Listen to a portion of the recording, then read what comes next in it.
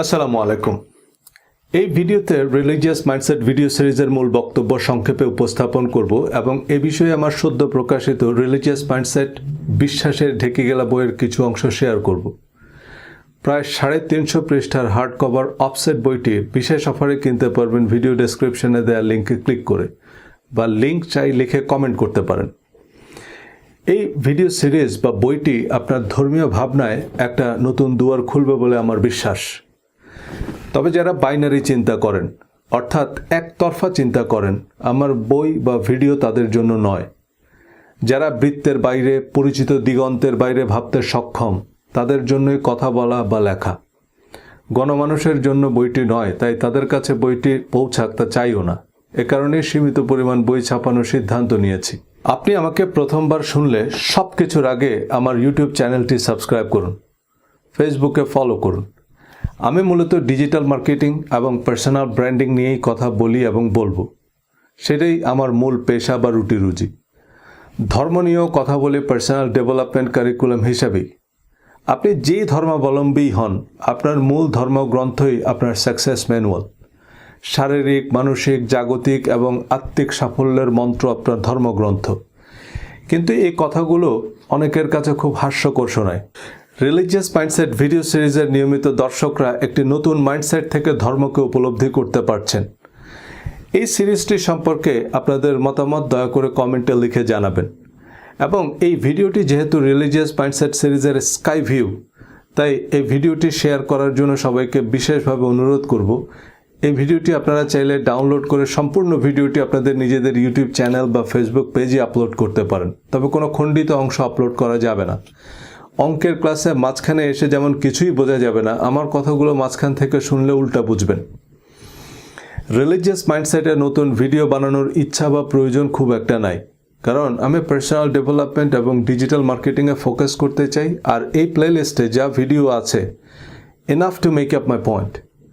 Religion নিয়ে আগ্রহ থাকলে আমার ইউটিউব চ্যানেলের রিলিজিয়াস মাইন্ডসেট প্লেলিস্টের ভিডিওগুলো ধারাবাহিকভাবে এবং মনোযোগ দিয়ে শোনার অনুরোধ থাকলো। আর বইটি রেফারেন্স হিসাবে হাতের কাছে রাখবেন। এই বইটি একাধিকবার পড়লেও প্রতিবারই আপনার কাছে নতুন মনে হবে।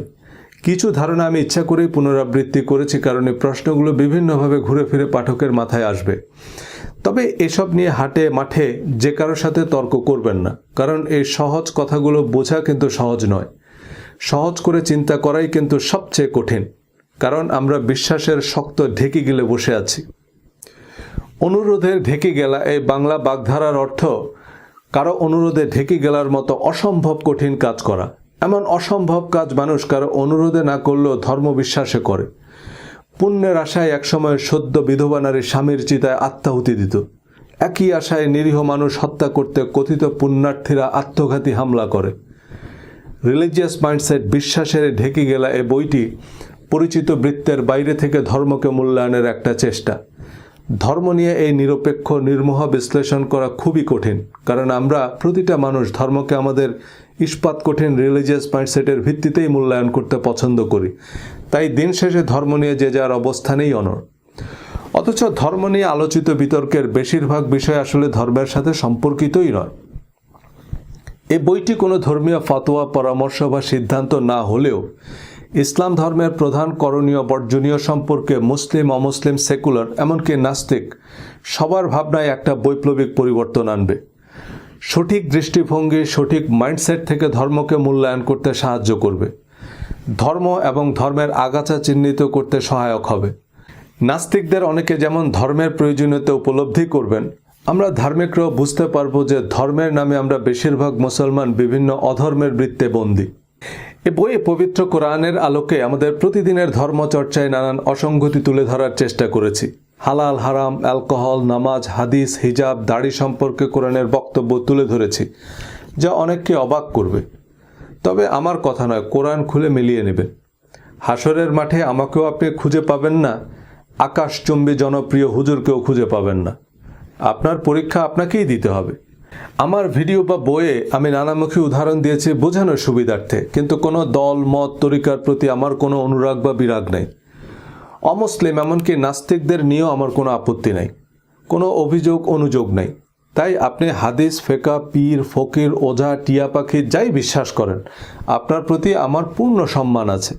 কাউকে কষ্ট দেওয়া আমার উদ্দেশ্য নয়, তবে কেউ আহত হলে তা নিতান্তই ক্রসফায়ার বলে বিবেচিত হবে। কোরআনে আল্লাহ যতবার বেহেশতের প্রতিশ্রুতি দিয়েছেন, ততবারই বিশ্বাস ও সৎকর্মের পূর্বশর্ত দিয়েছেন। এই বিশ্বাস ও সৎকর্মের বিস্তারিত তালিকাও কোরআনে বলে দিয়েছেন। কিন্তু আমাদের পরিচিত ইসলামের সাথে সে তালিকার সম্পর্ক খুব একটা নাই বললেই চলে। কোরআনের বিশ্বাস ও সৎকর্মের তালিকা যদি আমাদের প্রতিদিনের ধর্মচর্চার ভিত্তি হতো, তবে ইসলাম ধর্মের কোনো প্রচারণার প্রয়োজন পড়তো না, বিতর্কের তো প্রশ্নই উঠত না। কোরআনের মূলনীতি বিশ্বাস ও সৎকর্মের সাথে সম্পর্কহীন, সমাজ সংসারে গুরুত্বহীন কিছু রীতিরেওয়াজ আমরা ধর্ম হিসাবে পালন করি। বিভিন্ন ব্যক্তি বা গোষ্ঠীর কথিত ধর্মীয় মতবাদ প্রতিষ্ঠায় চরম পন্থা অনুসরণ করে ধর্মকে গেলার অযোগ্য ঢেকি বানিয়েছি। কোরআনের শাশ্বত সৌন্দর্য, সরল পথ ভুলে মুসলমানরা আজ দলে দলে বিভক্ত। অথচ এই কোরআন আরবের ক্ষুদ্র ক্ষুদ্র গোত্রগুলোকে একত্রিত করে সারা পৃথিবীর অনুকরণীয় আদর্শ এবং অজেয় পরাশক্তি বানিয়েছে। আমি আমার ভিডিও সিরিজ ও বইয়ে বিভিন্ন উদাহরণ দিয়ে কোরআনের সাথে আমাদের পরিচিত ইসলাম এবং নিত্যদিনের ধর্মচর্চার বৈপরীত্য বোঝানোর চেষ্টা করেছি। উদ্দেশ্য কোরআন বুঝে পড়তে উদ্বুদ্ধ করা। আমার সব আলোচনার উদ্দেশ্য সঠিক রাস্তা নির্বাচনে সাহায্য করা। 1000 মাইলের সফর শুরুর আগে নিশ্চিত হতে হবে যে আপনি ঠিক রাস্তা ধরেছেন। উল্টা পথে যত দূর যাবেন রাস্তা কিন্তু কমবে না, রাস্তা বাড়বে। আমি জনে জনে ফতোয়াও দেই না, তেলমাখা কুস্তিগিরদের সাথে বিতর্কও করি না। তবে কোনো বিজ্ঞ আলেম, শ্রদ্ধেয় মুহাদ্দিসের সাথে আলোচনার সুযোগ নেই, যিনি উপযুক্ত রেফারেন্স ও গ্রহণযোগ্য যুক্তির সমন্বয়ে সত্য বুঝতে সাহায্য করবেন। হাদিসের নামে জাল জালিয়াতির তথ্য প্রমাণ আমাকে বড় বড় আল্লামা শাইখুল হাদিসরাই দিচ্ছেন। ওনারা বলতে পারেন না আহলে আবু জেহেলদের ভয়ে, তাই আমাকে বলতে অনুরোধ করেছেন। তবে আমার বা কারো কথায় বিভ্রান্ত হওয়ার দরকার নেই। আপনার কাছে জিপিএস থাকলে আপনার জনে জনে রাস্তা জিজ্ঞেস করার দরকার কি? আমি শুধু বলছি কোন জিপিএস 100% অ্যাকুরেট। অনেকেই অবশ্য বলা শুরু করেছেন যে শুধু কোরআন অনুসরণ করলে ইসলাম ধর্মের আর কিছুই থাকে না। হ্যাঁ, একথা সত্য যে আমাদের পরিচিত ইসলামের সাথে কোরআনের উল্লেখযোগ্য সম্পর্ক নাই। এই ইসলাম যে কোরআনের ইসলাম নয়, হজরত মুহাম্মদ সাল্লাল্লাহু আলাইহি সাল্লামের ইসলাম নয়, সোনালী যুগের ইসলাম নয়, তা এই বই থেকে পরিষ্কার বুঝতে পারবেন ইনশাল্লাহ। বুঝতে পারবেন চলে সব উল্টো পথে, উল্টো রথে, উল্টো বেশে। সোজা পথ পৌড়ে পায়ে, সোজা পথে কেউ চলে না। বাঁকা পথ জ্যাম হরদম, জমজমাট ভিড় কমে না। ধর্ম সম্পর্কে এক জীবনে খুব বেশি কিছু জানা সম্ভব নয়, তবে ধর্ম নিয়ে আমাদের কৌতূহলের অন্ত নেই। ধর্মীয় কারণ ছাড়াও রাজনীতি, অর্থনীতি, জীবন জীবিকার প্রতিটি পরতে পরতে মিশে আছে ধর্ম। যারা ধর্মে বিশ্বাস করেন না তাদেরও ধর্ম নিয়ে আগ্রহ কম নয়। আমার শিক্ষা জীবনের শুরুটা মাদ্রাসায়, তবে যে কোনো কারণেই মাদ্রাসায় পড়ার সময়টাতে আমার ধর্ম নিয়ে খুব ইতিবাচক অভিজ্ঞতা হয়নি। ধর্মকে মনে হয়েছে জীবনের সাথে সম্পর্কহীন, প্রজন্ম থেকে প্রজন্মে চলমান কিছু মুখস্থ রীতিরেওয়াজ। আশেপাশের মানুষদের মধ্যে দেখেছি ধর্মের কথার সাথে তাদের কাজের খুব একটা মিল নাই। পরবর্তীতে আমি ঢাকা বিশ্ববিদ্যালয়ে আন্তর্জাতিক সম্পর্ক বিভাগে পড়তে গিয়ে প্রতিটা মুহূর্তেই মনে হয়েছে জাতীয় এবং আন্তর্জাতিক রাজনীতির অন্যতম প্রধান উপকরণ ধর্ম। একবিংশ শতাব্দীর এই বিজ্ঞান ও প্রযুক্তির জয়যাত্রায় এই উত্তরাধুনিক বিশ্ব ব্যবস্থায় ধর্মের আধিপত্য বেশ স্পষ্ট। ইউনিভার্সিটিতে এবং পরবর্তীতে আমেরিকায় অনেক সৎ, মহৎ, বিশ্বস্ত এবং সত্যিকারের ভালো মানুষ দেখেছি। এরা ধর্মে বিশ্বাস করে না বা কার্যত ধর্ম চর্চা করে না, কিন্তু তারা ধর্মের মানদণ্ডে উত্তীর্ণ। তারা ধর্মের কঠিনটা করছে, শুধু পোশাকি, রীতিরেওয়াজ আর বিশ্বাসের ভনিতা নাই। এদের বেশিরভাগ ধর্মে বিশ্বাস করে না, কারণ ধর্ম সম্পর্কে তাদের যে অভিজ্ঞতা তা ধর্ম সম্পর্কে একটা ভুল বার্তা। প্রসঙ্গত বলে রাখি, আমাদের আলেম উস্তাদদের মধ্যেও অনেক মুত্তাকি, মুখলেস, পরহেজগার ও গুণী ইসলামিক স্কলার আছেন যারা সত্যিকারের ধর্ম চর্চা করেন। তারা সর্বজন শ্রদ্ধেয় এবং আমাদের সকলের জন্য অনুকরণীয় আদর্শ। আস্তিক নাস্তিক বিতর্ক দিয়ে শুরু করা যাক। এখন বিজ্ঞানের যুগ। জ্ঞানের প্রতিটা শাখায় চলছে জানার অবিরাম চেষ্টা। বিশেষায়িত গবেষণা নির্ভর এবং প্রমাণ সাপেক্ষ তথ্যই এখনকার দুনিয়ায় গ্রহণযোগ্য। সঙ্গত কারণেই বিশ্বাসভিত্তিক ধর্ম প্রতিনিয়ত বিজ্ঞানের নানান চ্যালেঞ্জের মুখোমুখি হচ্ছে। কিন্তু ইসলাম ধর্ম নিয়ে সেকুলার নাস্তিক বা অমুসলিমদের বেশিরভাগ অভিযোগ ইসলামের সাথে সম্পর্কিতই নয়। মুসলমানদের জন্য আল্লাহর অনুমোদিত পথনির্দেশক হচ্ছে কোরআন, এবং কোরআন অনুযায়ী সর্বশক্তিমান আল্লাহতে অবিচল আস্থা এবং সৎকর্মই দুনিয়া ও আখিরাতের সাফল্যের পূর্বশর্ত। অন্যান্য সকল ধর্মমতের প্রতি উদার, ন্যায়সঙ্গত ও যৌক্তিক আচরণই কোরআনের নির্দেশনা। কিন্তু রাজনৈতিক, অর্থনৈতিক স্বার্থে ধর্মকে ব্যবহার করতে উদ্দেশ্যমূলকভাবে কোরআনের সাথে সম্পর্কহীন কিছু আচার আনুষ্ঠানিকতা ইসলাম হিসাবে প্রতিষ্ঠা করা হয়েছে, যা ধর্মকে পদে পদে প্রশ্নবিদ্ধ করছে। এসব প্রশ্ন নিয়ে আবার দিনভর বিতর্ক, নানান বৈজ্ঞানিক অবৈজ্ঞানিক ব্যাখ্যা, উত্তপ্ত বাদানুবাদ, হুমকি ধমকি। অথচ প্রতিটা ধর্মের মূল গ্রন্থগুলো যথাযথভাবে অনুসরণ করলে দেখবেন মুক্ত চিন্তা, প্রগতিশীলতা, পরমত সহিষ্ণুতা, মানবিক মূল্যবোধের কথা সবচেয়ে বেশি ধর্মগ্রন্থেই বলা হয়েছে। কিন্তু যারা ধর্মের দোকান খুলে বসেছেন তারা আপনাকে ধর্মের প্রকৃত সত্য জানতে দিবে না, আপনাকে চিন্তা গবেষণা করতে দিবে না। ধর্ম বিষয়ক কোনো ব্যাখ্যাকে বৈজ্ঞানিক না অবৈজ্ঞানিক হিসাবে নিব তা প্রাথমিকভাবে নির্ভর করে আমাদের এক্সিস্টিং ধর্মীয় বিশ্বাস বা রিলিজিয়াস মাইন্ডসেটের উপর। পৃথিবীর সব মানুষের কাছেই, এমনকি নাস্তিকদের কাছেও তাদের ধর্মীয় বিশ্বাস বিজ্ঞান ভিত্তিক, সার্বজনীন সত্য। কিন্তু বিজ্ঞান মানে যেটা আমরা বিশেষভাবে জানি, যে সম্পর্কে আমাদের কাছে এভিডেন্স আছে, আর বিশ্বাস হচ্ছে যে সম্পর্কে আমাদের কোনো জ্ঞান নেই বা আমাদের কাছে কোনো প্রমাণপত্র নেই, তবুও সত্য বলে মেনে নিয়েছি। বিশ্বাসের সাথে বিজ্ঞানের পার্থক্য নিয়ে আস্তিক নাস্তিক অনেকেই আমার কিছুটা দ্বিধাবিভক্ত মনে হয়েছে। অনেকে বিজ্ঞানের দোকান খুলে ধর্মকে বৈজ্ঞানিকভাবে প্রমাণের চেষ্টা করেন, কিন্তু যেটা প্রমাণিত তা তো আর বিশ্বাস নয়, তার নাম বিজ্ঞান বা হিকমা। আল্লাহ কিছু জিনিসের প্রতি ঈমান বা বিশ্বাস করতে বলেছেন, ইলম বা জানতে বলেননি, প্রমাণও করতে বলেননি। আল্লাহর অস্তিত্ব, আসমানি কিতাব, পরকাল, ফেরেশতাদের সম্পর্কে আমরা কিছুই জানি না, এবং আমাদের জীবদ্দশায় জানা সম্ভবও হবে না। কিন্তু আমাদেরকে কি জানতে বলা হয়েছে না বিশ্বাস করতে বলা হয়েছে? বিশ্বাস। আল্লাহর অস্তিত্ব প্রমাণ করতে হলে সেটা আল্লাহই সবচেয়ে ভালো করতে পারতেন। তিনি সরাসরি মানব জাতির উদ্দেশ্যে ভাষণ দিতে পারতেন। আল্লাহ আমাদের বিশ্বাস করতে বলেছেন, সো আমাদের কাজ বিশ্বাস করা। আল্লাহর অস্তিত্ব, ফেরেশতাদের অস্তিত্ব প্রমাণ করে বেড়ানো নয়। ঈমান, বিশ্বাস বা বিলিফ শব্দগুলোর অর্থই হচ্ছে যা জানি না বা যে ব্যাপারে আমাদের কাছে কোনো এভিডেন্স নাই তা সত্য বলে মেনে নেয়া। অবশ্যই সে বিশ্বাসের কিছু যৌক্তিক কারণ আছে, কিন্তু বিশ্বাস বা অবিশ্বাস কোনোটাই প্রমাণ করা যায় না। বিজ্ঞান মানে কোনো অতিপ্রাকৃতিক তেলেসমতি ব্যাপার না। সোজা বাংলায় বিজ্ঞান মানে বিশেষ জ্ঞান, কোনো বিষয়কে বিশেষভাবে জানা। ধর্মকে বুঝতে হলে ধর্ম সম্পর্কে বিশেষভাবে জানার চেষ্টা করতে হবে। শুধু শুধু টলেমি, কোপার্নিকাস, ডারউইন মারউইন কপচালেই একটা বিরাট বৈজ্ঞানিক আলোচনা হয়ে গেল, এমনটা আমার মনে হয় না। ডারউইনকে ভুল প্রমাণ করলে ঈশ্বরের অস্তিত্ব প্রমাণ হয়ে যাবে কিভাবে? আমেরিকার বড় বড় চার্চ, হার্ভার্ড ইউনিভার্সিটির ধর্মতত্ত্বের অধ্যাপকরা ডারউইনের তত্ত্বকে বাইবেলের সাথে সাংঘর্ষিক বলেনি, বরং অনেক ধর্মতাত্ত্বিক ডারউইনের তত্ত্বকে স্বাগত জানিয়েছেন। যে বিবর্তনের যে প্রক্রিয়া ডারউইন ব্যাখ্যা করেছেন, this is the natural way how god creates life.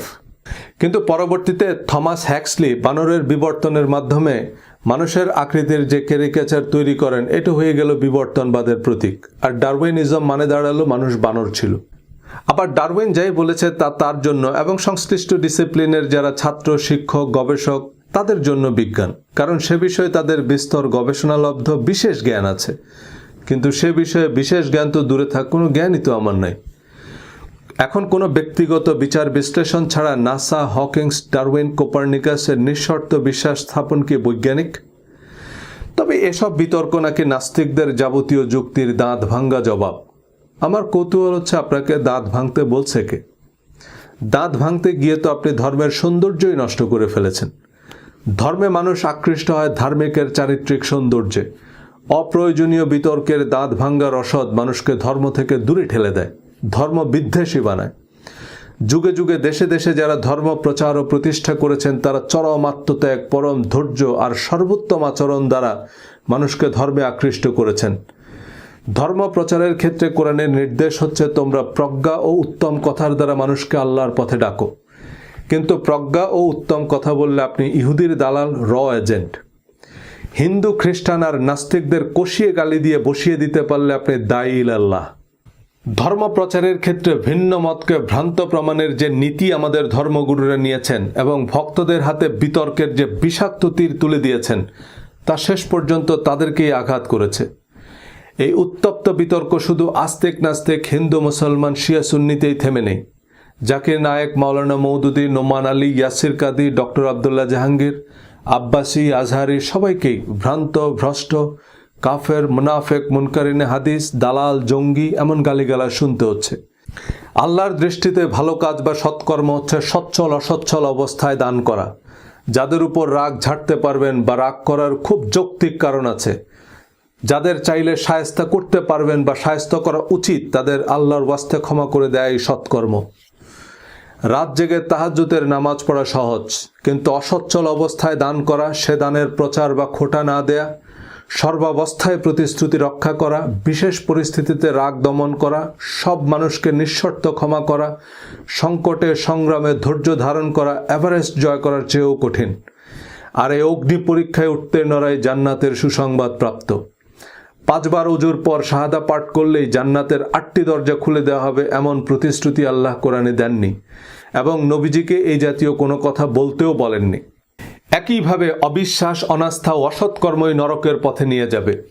যারা মানুষের সম্পদ অন্যায়ভাবে ভোগ করে, কথায় আচরণে মানুষকে কষ্ট দেয়, ইয়াতিমকে রূঢ়ভাবে তাড়িয়ে দেয়, দরিদ্রদের খাদ্যদানে উৎসাহ দেয় না, পারতপক্ষেও ছোট ছোট বিষয়ে মানুষকে সাহায্য করে না, অনর্থক আলাপে মগ্ন থাকে, সমাজে নৈরাজ্য সৃষ্টি করে, মিথ্যা সাক্ষ্য দেয়, প্রতিশ্রুতি ভঙ্গ করে, আমানতের খেয়ানত করে, কোরআন তাদেরকে জাহান্নামের হুঁশিয়ারি দিয়েছে। শুধু নামাজ, রোজা, তাওয়াব, তেলাওয়াতের জন্য তো মানুষকে দুনিয়াতে পাঠানোর দরকার ছিল না। দুনিয়া আখেরাতের আদর্শ পরীক্ষাগার, কারণ এখানে আমাদের শত রকমের দুশ্চিন্তা, অনিশ্চয়তা, অভাব, অনটন, রোগ, শোক, ব্যবসা বাণিজ্য, দেশ, জাতি, কত রকমের স্বার্থের দ্বন্দ্ব। এসবের ভেতর দিয়ে আমরা কতখানি ধর্মের প্রকৃত আদর্শে অটল থাকি, সেটাই আমাদের পরীক্ষা। যে মানুষ শতভাগ ধর্মীয় মূল্যবোধে শক্তিমান, আখেরাতের কথা বাদ দিলাম, সে মানুষ দুনিয়াতেই অবিসংবাদিত, অনুকরণীয় আদর্শ। এ ভালো কাজগুলো কিন্তু আমাদের আলেমরাও করছেন। বাংলাদেশের হাফেজে কাওমি এবং অন্যান্য মাদ্রাসায় অনেক এতিম সুবিধা বঞ্চিতরা পড়ছে। এ অনাথ অসহায় ছাত্রদের দায়িত্ব কিন্তু আমাদের হুজুররা নিয়েছেন। এটা অনেক বড় ইবাদত, কিন্তু কিছু হিরো আলেমদের হাস্যকর কাণ্ডকীর্তি পুরো আলেম সমাজ, মাদ্রাসা শিক্ষা এবং ইসলাম ধর্মকেই প্রশ্নবিদ্ধ করছে।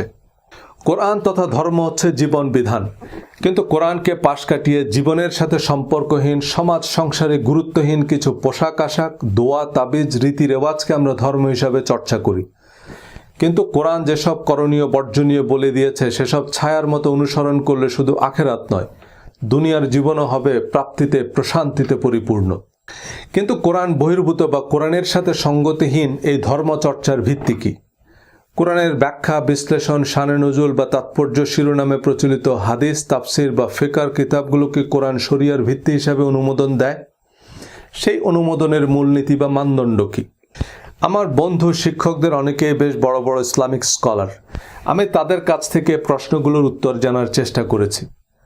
আমাদের প্রধান প্রধান ধর্মাচারের সাথে কোরআনের সম্পর্ক খোঁজার চেষ্টা করেছি। ইসলামে পোশাক, নামাজ, জাকাত, অ্যালকোহল, সুদ, হালাল হারাম, বিবাহ বহির্ভূত সেক্স, জিহাদ, ইসলাম ধর্মের অতি পরিচিত বিষয়াদি নিয়ে প্রশ্নবোধক আলোচনা করেছি ইউটিউবে। সেসব ভিডিওতে প্রাপ্ত রেফারেন্স বা মতামতের ভিত্তিতে সম্পূরক ভিডিও বানিয়েছি। কোনো পূর্ব নির্ধারিত সিদ্ধান্তকে প্রমাণের চেয়ে ধর্ম সম্পর্কে জানাকে প্রধান উদ্দেশ্য করে গবেষণা চালিয়েছি। এসব বিষয়ে কোরআনের মূলনীতি বোঝার চেষ্টা করেছি। সে গবেষণার ভিত্তিতে কোরআনের আলোকে ইসলাম ধর্মের প্রকৃত সৌন্দর্য সামনে আনার চেষ্টা করেছি এ বইয়ে, যা একই সাথে মুসলমানদের মধ্যে নিজেদের ধর্ম নিয়ে গর্বের অনুভূতি তৈরি করবে, কোরআন পড়ার বোঝার আগ্রহ তৈরি করবে, আবার নাস্তিক অমুসলিমদের মধ্যেও কোরআন ও ইসলাম সম্পর্কে ইতিবাচক ধারণা তৈরি করবে। বিশেষজ্ঞ কয়েকজন ইসলামিক স্কলার, মুফতি, শাইখুল হাদিস, অধ্যাপক ও কোরআন গবেষক বইটি বিশেষ গুরুত্বের সাথে রিভিউ করেছেন, গুরুত্বপূর্ণ মতামত দিয়েছেন। সেসব মতামতের ভিত্তিতে সংযোজন, বিয়োজন, সংশোধনের জটিল প্রক্রিয়ার ভিতর দিয়ে বইটি প্রকাশের জন্য প্রস্তুত করা হয়েছে। ইউটিউবের আলোচনায় কিছু তথ্যগত বা বিশ্লেষণগত ভুল বোঝাবুঝি নিয়ে, সাবস্ক্রাইবারদের প্রতিক্রিয়া বিবেচনায় নিয়ে বক্তব্যকে পক্ষপাত মুক্ত করার চেষ্টা করেছি। আমি কোরআনের সীমার মধ্যে থেকে আলোচনা করেছি, কিন্তু সে বিশ্লেষণ সেকুলার, অমুসলিম বা নাস্তিকদের কাছেও গ্রহণযোগ্যতা পাওয়ায় আমি আশাবাদী যে প্রকৃত ধর্মের যে সৌন্দর্য তা সার্বজনীন। ধর্ম জিনিসটা আসলে কি? কোনো বস্তু বা পদার্থের ধর্ম বলতে আমরা খুব সহজেই বুঝি সে বস্তু বা পদার্থের সহজাত বৈশিষ্ট্য, যেমন আগুনের ধর্ম তাপ দেয়া বা পুড়িয়ে ফেলা।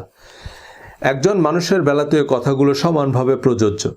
আমার আপনার ধর্ম মানে আমাদের সহজাত বৈশিষ্ট্য বা আমাদের স্বতঃস্ফূর্ত বিশ্বাস, ভাবনা বা আচরণ। এই সহজাত বৈশিষ্ট্যকে ধর্মনিরপেক্ষ দৃষ্টিকোণ থেকে বলা হয় অ্যাটিটিউড বা মানসিকতা। এই অ্যাটিটিউড মানে আপনি স্বয়ংক্রিয়ভাবে যা করেন।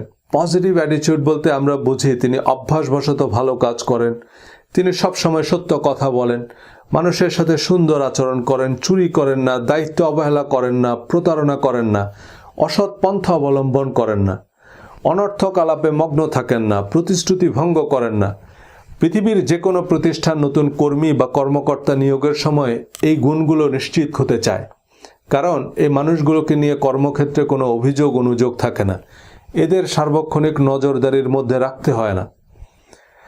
আর নেগেটিভ অ্যাটিটিউড মানে এরা অকারণে মিথ্যা কথা বলে, খারাপ ভাষায় তর্ক করে, অনর্থক কথায় বা কাজে মগ্ন থাকে, সুযোগ পেলেই চুরি করে, আমানতের খেয়ানত করে, প্রতিশ্রুতি ভঙ্গ করে, দায়িত্বে অবহেলা করে, প্রতিবেশী বা সহকর্মীকে সাহায্য করে না।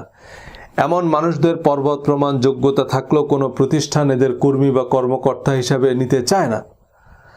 মানুষ এদের সম্মান করে না, বন্ধু হিসাবে গ্রহণ করে না, নেতা হিসাবে মেনে নিতে চায় না, এদের জীবনসঙ্গী হতে চায় না, কারণ এদের নিয়ে জীবনে কর্মক্ষেত্রে বহুমাত্রিক সমস্যার সৃষ্টি হয়, সার্বক্ষণিক নজরদারির মধ্যে রাখতে হয়, বিচার, সালিশ, অভিযোগ অনুযোগের অন্ত থাকে না। সুতরাং চাকরি, ব্যবসা, সমাজ, সংসার, জীবনের সর্বক্ষেত্রেই সাফল্যের ভিত্তি হচ্ছে ইতিবাচক মানসিকতা ও দৃষ্টিভঙ্গি। আমাদের ধর্ম হচ্ছে আমাদের অ্যাটিটিউড বা আমাদের স্বতঃস্ফূর্ত আচরণের বহিঃপ্রকাশ। আমি যখন বলবো আমার ধর্ম হচ্ছে ইসলাম, তো আমার আচার আচরণ, বিশ্বাস, ভাবনায় স্বতঃস্ফূর্তভাবে ইসলামী বিধিনিষেধ ফুটে উঠবে। যার ধর্ম হিন্দু তার সহজাত বৈশিষ্ট্যে বেদ বা গীতার শিক্ষা স্পষ্ট থাকতে হবে। খ্রিস্টান মানে তার চরিত্রে বাইবেলের প্রতিফলন থাকবে। কিন্তু আমরা কতজন আমাদের নিজ নিজ ধর্মের মানদণ্ডে উত্তীর্ণ? বিভিন্ন পোশাকি, রীতি রেওয়াজ, প্রথা, পার্বণ, মুখস্থ কিছু দোয়া, তাবিজ, কিচ্ছা কাহিনীর একটা অর্থহীন প্যাকেজকে আমরা ধর্ম হিসাবে চর্চা করি, যার সাথে প্রকৃত ধর্মের বিশেষ কোনো সম্পর্কই নেই। কিন্তু এই চক্র থেকে বেরিয়ে আসা খুব কঠিন, কারণ আমাদের অবচেতন মন সত্য এবং মিথ্যার পার্থক্য জানে না, উচিত অনুচিতের তফাৎ বোঝে না, যৌক্তিক অযৌক্তিকের তফাৎ জানে না। আপনি আপনার অবচেতন মনকে যা বিশ্বাস করতে বলবেন সে তাই বিশ্বাস করবে। একসময় বিশ্বাস এতটাই শক্তিশালী হবে যে আপনি এর বাইরে ভিন্ন কিছু গ্রহণ করতে পারবেন না।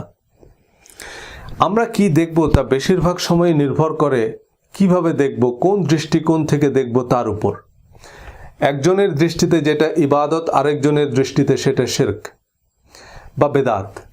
একজনের জন্য যেটা জিহাদ, আরেকজনের সংজ্ঞায় সেটা সন্ত্রাস।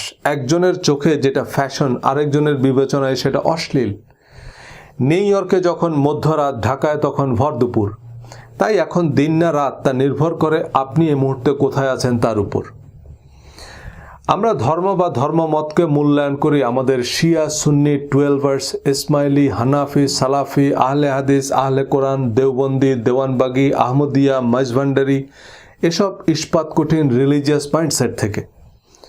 আমার মাইন্ডসেট বা তরিকার সাথে না মিললে সেটা ফেতনা, দজ্জাল, চক্রান্ত, মুতাজিলা, খাড়াজিলা, গর্জিলা, ফেরকা, আসাদ, মোসাদ, ভণ্ড ইত্যাদি দত্তদানব। ধর্ম নিয়ে কথা বলা শুরুর পর আমি অসংখ্য তরিকা বা ফেরকার দালাল উপাধি পেয়েছি। আমি নিজেও কনফিউজড হয়ে যাচ্ছি যে আমি আসলে কার দালাল। আলহামদুলিল্লাহ, এটুকু অন্তত বুঝতে পারছেন যে মুসলমানদের মধ্যে ভ্রান্ত মতবাদ থাকতে পারে, তাদের নিয়ে চক্রান্ত হতে পারে। সে দালাল আমি যেমন হতে পারি, আপনার হুজুরও হতে পারে। তাই বলছে কি, একটু কানে হাত দিয়ে দেখুন কানটা জায়গা মতো আছে কিনা। কান জায়গা মতো থাকলে চিল, শকুন, ঈগল কিছু নিয়েই টেনশন নেই। আমি তর্ক করতে পারি না, কারোর সাথে তর্ক করিও না, কিন্তু সুখবর হচ্ছে আপনার ঘরে লাই ডিটেক্টর আছে। আপনি সত্য মিথ্যার পার্থক্য করতে পারবেন। সে সত্য মিথ্যার পার্থক্যকারী হচ্ছে কোরআন। কোরআন যেসব ফাইল প্রোগ্রাম চিনে না সেসব আপনার সিস্টেমে ইনস্টল করতে থাকলে একসময় আপনার সিস্টেম হ্যাং করবে। সূরা বাকারা 185। কোরআন নাজিল করা হয়েছে মানুষের জন্য পথনির্দেশক, সুস্পষ্ট প্রমাণ ও সত্য মিথ্যার পার্থক্যকারী রূপে। এই আয়াতে আল্লাহ আরও বলেছেন, আল্লাহ তোমাদের জন্য সহজ চান এবং কঠিন চান না। অর্থাৎ কোরআনের মূলনীতি হচ্ছে যেটা মানুষের জন্য সহজ, কল্যাণকর। কোরআনের বাইরে আর যত ধর্মীয় বর্ণনা বা বিবরণ আছে তার সত্যতার মানদণ্ড হচ্ছে কোরআন। দেওবন্দ, মদিনা, আল আজহার, তেহরান ইউনিভার্সিটিতে সারা জীবন গবেষণা করেও কোরআন বহির্ভূত হাদিস বা ঐতিহাসিক তথ্যের সত্যতা নিশ্চিত হওয়া সম্ভব নয়। হাজার বছরের গবেষণার পরও এ পণ্ডিতরা ঐক্যমতে পৌঁছাতে পারেনি। কোনো নির্দিষ্ট হাদিস বা ঐতিহাসিক তথ্যের পক্ষে যত যুক্তি দেয়া হোক না কেন তা বিশ্বাস, যা সবাই নিজেদের মাযহাবের অনুমোদন অনুযায়ী বিশ্বাস করে। ইসলামের যে ইতিহাস আতাউর রহমান মিয়াজির মতো সুন্নি ইতিহাসবিদরা জানেন, তেহরান ইউনিভার্সিটির হাদিসের অধ্যাপকরা তা বিকৃত মিথ্যা ইতিহাস বলেই বিশ্বাস করেন। কোরআন সকল সন্দেহের ঊর্ধ্বে এবং মুত্তাকিদের জন্য জিপিএস বা পথ প্রদর্শক। কোরআনে আল্লাহ বহুবার বলেছেন, আমি তো কোরআনকে সহজ করে দিয়েছি উপদেশ গ্রহণের জন্য। আল্লাহ নবীকে বলেছেন, আমি তোমার উপর এই কিতাব নাজিল করেছি সকল বিষয়ের সুস্পষ্ট বিবরণ এবং মুসলমানদের জন্য গাইডেন্স, ক্ষমা ও সুসংবাদ হিসাবে। অনেকেই কোরআনের অনেক রূপক, উপমা, রহস্যময় আয়াতকে পুঁজি করে প্রশ্ন করেন যে কোরআন থেকে এসব আয়াতের অর্থ বোঝা সম্ভব নয়। খুবই যৌক্তিক, কিন্তু তা আমাদের বোঝার প্রয়োজনও নেই। আল্লাহ পবিত্র কোরআনে বলেছেন, তিনি তোমার উপর কিতাব নাজিল করেছেন, তার মধ্যে রয়েছে মুহকাম আয়াতসমূহ, যেগুলো কিতাবের মূল, আর অন্যগুলো মুতাশাবিহ। ফলে যাদের অন্তরে রয়েছে সত্য বিমুখ প্রবণতা, তারা ফিতনার উদ্দেশ্যে এবং ভুল ব্যাখ্যার অনুসন্ধানে মুতাশাবিহ আয়াতগুলোর পিছনে লেগে থাকে, অথচ আল্লাহ ছাড়া কেউ এর ব্যাখ্যা জানে না। অর্থাৎ কোরআনের মুহকাম, হুকুম, আহকাম বা বিধিবিধান সংক্রান্ত আয়াতগুলো সহজ এবং স্পষ্ট। সূরা বাকারার 185 এবং 187 এ দুটি আয়াত যে কোনো অমুসলিমকে দিলেও সে রোজার বিস্তারিত বিধিবিধান বলে দিতে পারবে। সূরা বাকারা 187 নং আয়াতের শেষে আল্লাহ তাই বলছেন, এভাবেই আল্লাহ তার আয়াতসমূহ মানুষের জন্য স্পষ্ট করেন যাতে তারা সৎকর্মশীল হতে পারে। কোরআনের বিধিবিধান আপনি পরিষ্কার বুঝবেন, কিন্তু আপনি যে বুঝেন নাই বা বিষয়টা যে এত সহজ নয়, এ হাইকোর্ট দেখাতে বাদশাহ আলমগীরের ফতোয়াপিডিয়া লাগবে, যাতে শত শত ফিকহ কিতাবের পরস্পর বিরোধী রায় আছে। কোরআনের মুতাশাবিহ আয়াতগুলোর অর্থ আল্লাহ ছাড়া কেউ জানে না, কিন্তু যাদের অন্তরে রয়েছে সত্য বিমুখ প্রবণতা, তারা এই মুতাশাবিহ আয়াতগুলোর মন গড়া ব্যাখ্যা দিয়ে আল কায়দা বানাচ্ছে। ধর্মের নিত্য নতুন দোকান খোলে, অমুক আয়াতের অর্থ নবী নূরের তৈরি, সুতরাং এটা বিশ্বাস না করলে সে কাফের। কাফেরের পিছনে নামাজ পড়লে নামাজ হবে না, সুতরাং নূর পার্টির আলাদা মসজিদ বানানো লাগবে। অথচ নবী নূরের তৈরি না মাটির তৈরি আল্লাহই ভালো জানেন। আমাদের আদার ব্যাপারে জাহাজের খবর নেওয়ার দরকার কি? এই রূপক মুতাশাবিহ আয়াতের অযাচিত ব্যাখ্যা দিয়ে ধর্মকে গেলার অযোগ্য ঢেকি বানানো হয়েছে। এটা বিশ্বাস করলে কাফের, আবার না বিশ্বাস করলেও কাফের। ইমাম আবু হানিফা কাঁকড়া খাওয়াকে হারাম বলেছেন, সুতরাং কাঁকড়া খাওয়া হারাম, আর হারামকে হালাল মনে করলে সে কাফের। আবার আরেক ইমাম কাঁকড়া খাওয়াকে হালাল ফতোয়া দিয়েছেন, তো সেই ইমাম কাফের হননি? শেষ পর্যন্ত আমাদের সামনে অপশন হচ্ছে, আমরা কি মাদানী হুজুরকে মানব না আজহারি হুজুরকে মানব। কোরআনে আল্লাহ বলেছেন, হে মানুষেরা, তোমরা সকলে তোমাদের নিকট তোমাদের প্রভুর কাছ থেকে যা নাজিল হয়েছে তার অনুসরণ করো এবং তাকে ছাড়া অন্য কিছু অনুসরণ করো না। মৃত্যুদণ্ডের বিধানসহ ইসলামী শরিয়ার অসংখ্য দণ্ডবিধি আছে যার ভিত্তি কোরআন নয়। রাসূলের অনুসরণের মোড়কে দিন শেষে বাদশাহ আলমগীরের দ্বীন-ই আলমগীরি অনুসরণ করছি। আল্লাহ কোরআনে বলেছেন, হে নবী, আপনি বলুন, তোমাদের এবং আমার মধ্যে আল্লাহ সাক্ষী, আমার উপর এই কোরআন অবতীর্ণ হয়েছে যাতে আমি এই কোরআন অনুযায়ী তোমাদের এবং যাদের কাছে এই কোরআন পৌঁছায় তাদের সতর্ক করতে পারি। সুতরাং রাসূলের অনুসরণ মানে কোরআনের নিরবিচ্ছিন্ন অনুসরণ। ইসলাম ধর্ম বলতে আমরা বেশিরভাগ মানুষ যা বুঝি, ফরজ, ওয়াজিব, সুন্নত, মুস্তাহাব, মাকরুহ, হারাম, এক কথায় যাবতীয় প্রচলিত ও পরিচিত ধর্মীয় রীতিরেওয়াজের বেশিরভাগেরই অন্যতম প্রধান ভিত্তি হচ্ছে কথিত হাদিস এবং ফিকহ।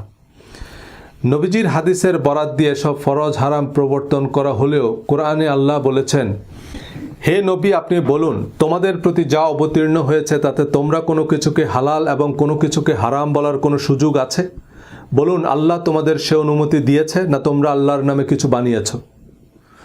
সূরা তাহরিমের শুরুতে আল্লাহ নবীকে বলছেন, হে নবী, আল্লাহ তোমার জন্য যা হালাল করেছেন তুমি কেন তা তোমার জন্য হারাম করছো? হালালকে হারাম বলার অনুমতি আল্লাহ নবীকে না দিলেও ফুকাহায়ে কেরামকে দিয়েছেন। কোরআন সম্পূর্ণ, পরিপূর্ণ এবং অনুমোদিত জীবন বিধান। কোরআন তার নিরবিচ্ছিন্ন অনুসারীদের এক যুগেরও কম সময়ে ধুলামলিন বেদুইন থেকে সারা পৃথিবীর অবিসংবাদিত অধিপতি বানিয়ে প্রমাণ করেছে কোরআন সকল সন্দেহের ঊর্ধ্বে সাফল্যের চিরন্তন পথ প্রদর্শক। কোরআনের সহায়ক বা শরিয়ার উৎস হিসেবে বিবেচিত হাদিস ও ফিকহ স্বরূপ সম্পর্কে আমার ইউটিউব চ্যানেলে বিশদ আলোচনা করেছি, যা অনেককে বিস্মিত করেছে, আবার অনেককে বিরক্ত করেছে। হাদিস বলতে বোঝাচ্ছি বুখারী, মুসলিম, তিরমিজি, আবু দাউদ, নাসাই, ইবনে মাজাহ এসব হাদিস গ্রন্থে বর্ণিত হাদিস। আর ফিকহ মানে ইমাম আবু হানিফা, শাফি, মালিক, আহমদ ইবনে হাম্বলের ফাতোয়া বা মত। কিন্তু এসব হাদিস বা ফিকহ সিদ্ধান্ত পালনের বাধ্যবাধকতা কতটুকু? এসব হাদিস এবং ফিকহ গ্রন্থের স্বীকৃতি বা অনুমোদনের ভিত্তি কি তা বিশ্লেষণ করেছি। ইউটিউবে অনেকেই বিক্ষিপ্তভাবে বা বিচ্ছিন্নভাবে কোনো একটি ভিডিও দেখে প্রতিক্রিয়া দেখিয়েছেন। আমিও চাই না আমার ভিডিওগুলো মানুষ বিক্ষিপ্তভাবে দেখুক বা নেতিবাচক ক্যাপশন দিয়ে শেয়ার করুক, যা বিভ্রান্তি তৈরি করবে। কিন্তু আমি তো ইউটিউবকে বলতে পারি না যে আমার প্রথম ভিডিও দেখেনি সেজন্য আমার দ্বিতীয় ভিডিও দেখতে না পারে। আমি যদিও একটি প্লেলিস্টে সবগুলো ভিডিও সাজিয়ে দিয়েছি, এই ভিডিওর ডেসক্রিপশনে লিঙ্ক আছে, কিন্তু অনেকেই ধারাবাহিকভাবে বোঝার উদ্দেশ্যে শুনেন না, দাঁত ভাঙ্গা জবাব দেওয়ার উদ্দেশ্যে শুনেন। এই বইয়ে আমি আমার বক্তব্যকে আরও ধারাবাহিকভাবে সাজিয়েছি। আমার ভিডিওতে বা বইয়ে যদি কোনো তথ্যগত বা বিশ্লেষণগত ভুল ভ্রান্তি বা বিকল্প অনুবাদ বা ভিন্ন মত থাকে তা কমেন্টে জানাবেন, আমি নির্দ্বিধায় সংযোজন করব। কিন্তু আপনি মানুষকে বিভ্রান্ত করছেন এমন বিভ্রান্তিকর কমেন্ট করলে দয়া করে আপনার তরিকা উল্লেখ করবেন, তাহলে অন্তত বুঝবো যে শিয়া, আহমদিয়া, দেওয়ানবাগি কারা কারা আমার কথায় বিভ্রান্ত হচ্ছেন। বেশিরভাগ মানুষ হাদিস বলতে বোঝেন নবীজি সাল্লাল্লাহু আলাইহি সাল্লামের বাণী। এ কারণে কোনো নির্দিষ্ট হাদিস না মানার অর্থ করেন নবী মানে না। কত বড় কথা! নবী না মানলে সে মুসলমান হয় কি করে? হাদিস শব্দের অর্থ কথা বা স্টেটমেন্ট। যেমন কোরআনের আয়াতকে আল্লাহ হাদিস বলেছেন। কোরআন আল্লাহর হাদিস বা আল্লাহর বাণী, যার রাবি বা বর্ণনাকারী হচ্ছেন এমন একজন রাসূল যার বিশ্বস্ততা ও সত্যবাদিতার গ্যারান্টার স্বয়ং আল্লাহ। নবীজির হাদিস মানে নবীজি সাল্লাল্লাহু আলাইহি সাল্লামের কথা যা সাহাবীরা বর্ণনা করেছেন। সাহাবীদের কথা মানে সাহাবীদের হাদিস। আবু জেহেলের হাদিস মানে আবু জেহেলের কথা যা পূর্ববর্তী নবী রাসূলদের বরাত দিয়ে তারা সমাজে প্রতিষ্ঠা করেছে। হযরত ইব্রাহিম আলাইহিস সালামের বরাত দিয়েই তারা ল্যাংটা হয়ে কাবা তাওয়াফ করত। শয়তানের হাদিস মানে শয়তানের কথা। লাহওয়াল হাদিস মানে ফালতু কথা। হাদিসের একাডেমিক পরিভাষা হচ্ছে খবর। খবর মানে খুব সহজ, নিউজ। হাদিস বর্ণনাকারী সাহাবীকে ইংরেজিতে বলে রিপোর্টার, যেমন রিপোর্টেড বাই আবু হুরায়রা রাদিয়াল্লাহু তাআলা আনহু। হাদিস সংকলক ইমাম অনেকটা সম্পাদকের মতো, যিনি খবরের সত্যতা যাচাই বাছাই করে প্রকাশ করবেন। কিন্তু হাদিস বা খবর সত্য, মিথ্যা, উদ্দেশ্য প্রণোদিত যে কোনো কিছুই হতে পারে। হাদিস বর্ণনাকারী সাহাবী বা সংকলনকারী ইমামদের নাম বা অনুমোদন কোরআনে নাই। হাদিস বর্ণনাকারী সাহাবী বা সংকলনকারী ইমাম এবং প্রজন্ম থেকে প্রজন্মে যাদের মাধ্যমে আমাদের কাছে পৌঁছেছে তাদের সকলের সত্যবাদিতা ও বিশ্বস্ততার গ্যারান্টার হচ্ছেন আমাদের মাদানী, আব্বাসী বা আজহারি হুজুর। কোরআনে অনির্দিষ্টভাবেও কাউকে নবীজির কোরআন বহির্ভূত হাদিস বা আনঅফিশিয়াল স্টেটমেন্ট সংগ্রহের নির্দেশ দেওয়া হয়নি, এবং সুনির্দিষ্টভাবে কোনো সাহাবের নাম, পরিচয়, বিশ্বস্ততা ও সত্যবাদিতার নিশ্চয়তা দেওয়া হয়নি। বরং কোরআনে আল্লাহ বলেছেন, মদিনাবাসীদের মধ্যে অনেক মুনাফিক আছে, তুমি তাদেরকে চিনো না, আমি তাদেরকে চিনি। নবীজি সাল্লাল্লাহু আলাইহি সাল্লামের সময়ের মুসলমানদের মধ্যে কারা মুনাফিক ছিল তা নবীজিও জানতেন না। কিন্তু আমাদের আজহারি বা আব্বাসী হুজুররা এতটাই নিশ্চিত যে তাদের বর্ণনাকে নবীজির কথা হিসেবে বিশ্বাস না করলে সে কাফের। এই গ্যারান্টি অনেকটা বিল গেটসের $20 বিলিয়ন ঋণ আবেদনে আমার আপনার গ্যারান্টার হওয়ার মতো, যে বিল গেটস দেউলিয়া হয়ে গেলে টাকা আমি দেব। আমি কোত্থেকে দেব জানি না। বিল গেটস দেউলিয়া হয়ে গেলে এই গ্যারান্টারকে খুঁজে পাবেন? কোরআনের সহায়ক হাদিস আমাদের দরকার। হাদিস, ইতিহাস, সিরাত, সাহিত্য ছাড়া কোরআনের কনটেক্সট বোঝা কঠিন। যেমন পত্রিকা বা টিভি নিউজ আদালতকে কোনো ঘটনার পরিপ্রেক্ষিত বুঝতে সাহায্য করে, কিন্তু পত্রিকা রিপোর্ট আদালতে এভিডেন্স হিসাবে গ্রহণযোগ্য নয়। আদালত উপযুক্ত সাক্ষ্য প্রমাণ ছাড়া কোনো পত্রিকার খবরের উপর ভিত্তি করে রায় দেয় না, কারণ খবর উদ্দেশ্য প্রণোদিত হলে তা কনটেক্সট উল্টে দিতে পারে। হাদিসের প্রয়োজনীয়তার সপক্ষে অনেক জোরালো যুক্তি আছে, সেসব যুক্তি আমি বিশেষ গুরুত্বের সাথেই আলোচনা করেছি, কিন্তু বেশিরভাগ বাইনারি প্রশ্নের উত্তর আমার জানা নেই। যেমন কোরআনে তো ভাতের কথা নাই, তাহলে ভাত খান কেন? কোন চাইলের ভাত খাবেন এটা হাদিস ছাড়া কিভাবে জানবো? আমাদের দেশে অনেক বিদেশি কোম্পানি ব্যবসা করে, সব বিদেশি কোম্পানিকে তাড়িয়ে দেওয়া অবাস্তব এবং খুব যৌক্তিক কারণেই এমন হাজারো প্রশ্ন করা যাবে যে বিদেশি তেল ছাড়া গাড়ি চালাবেন কেমনে, এবং খুব যুক্তিসঙ্গত কারণেই ইস্ট ইন্ডিয়া কোম্পানিকে আমাদের দেশে ব্যবসা করতে দেওয়া হয়, কিন্তু তাদের কার্যক্রম ব্যবসার মধ্যে সীমাবদ্ধ থাকেনি। ব্যবসার নামে আসা এই ইংরেজ ভদ্রলোকরা শেষ পর্যন্ত আমাদের সর্বস্ব লুট করে নিয়ে যায়। বহু আন্দোলন সংগ্রাম রক্তের বিনিময়ে অবশেষে মুক্তি মিলেছে। লোকমুখে শোনা কোরআন বিরুদ্ধ উদ্দেশ্য প্রণোদিত জালিয়াত চক্রের হাদিস ইস্ট ইন্ডিয়া কোম্পানির মতো ইসলাম ধর্মের ঘাড়ে চেপে বসেছে। বিশ্ব আশেকে রাসূলের নামে আরামবাগে প্রতি বছর বিশ্ব আশেকে আবু জেহেল সম্মেলন অনুষ্ঠিত হয়। নবীজির নামে প্রচলিত হাদিসের বেশিরভাগ নবীজির কথা নয়। সাইবার সিকিউরিটি বা সাইবার ক্রাইম নিয়ে কথা বলার অর্থ এই নয় যে ইন্টারনেট ছাড়া কেমনে চলবেন। আপনার কম্পিউটারের অপারেটিং সিস্টেম এবং সিকিউরিটি সিস্টেম যে ফাইল চিনে না তাকে ফুল অ্যাক্সেস দেয়া কেমন আত্মঘাতী হতে পারে? যে সাংবাদিক সংবাদ মাধ্যম থেকে আমরা নবীজির এসব অননুমোদিত বক্তব্য পাচ্ছি, আল্লাহর প্রদত্ত কোরআন এদের কাউকেই চিনে না। আল্লাহর ডাটাবেজে এসব সাংবাদিক সম্পাদক সংবাদ সংস্থার নাম নাই। তাহলে হাদিস কি এবং কেন? সাধারণত হাদিস বলতে বোঝায় নবীজির আনঅফিশিয়াল স্টেটমেন্ট যার উল্লেখ কোরআনে নাই। যদিও প্রচলিত হাদিস গ্রন্থে সাহাবি তাবি এবং তাবে তাবিদের স্টেটমেন্টও আছে যা শরিয়ার উৎস হিসেবে বিবেচিত হয়। কারণ কি? কোরআনে আল্লাহ বলেছেন, তোমরা আল্লাহ তার রাসূলের আনুগত্য করো, তোমাদের জন্য রাসূলের জীবনেই আছে উত্তম আদর্শ। একই কথা আল্লাহ ইব্রাহিম আলাইহিস সালাম সম্পর্কেও বলেছেন যে ইব্রাহিম ও তার সাথীদের মধ্যে তোমাদের জন্য রয়েছে উত্তম আদর্শ। তোমাদের জাতির পিতা ইব্রাহিম, তিনিই তোমাদের নাম রেখেছেন মুসলমান।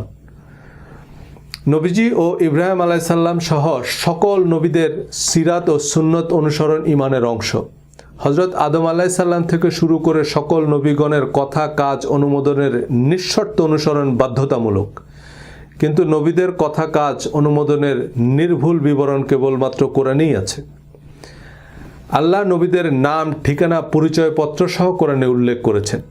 সূরা ইব্রাহিম, সূরা মুহাম্মদ, সূরা নূহ, সূরা ইউসুফ, সূরা আম্বিয়া, সূরা আহজাব, কোরআন জুড়ে আল্লাহ নবীদের হাদিস ও সুন্নতি বর্ণনা করেছেন।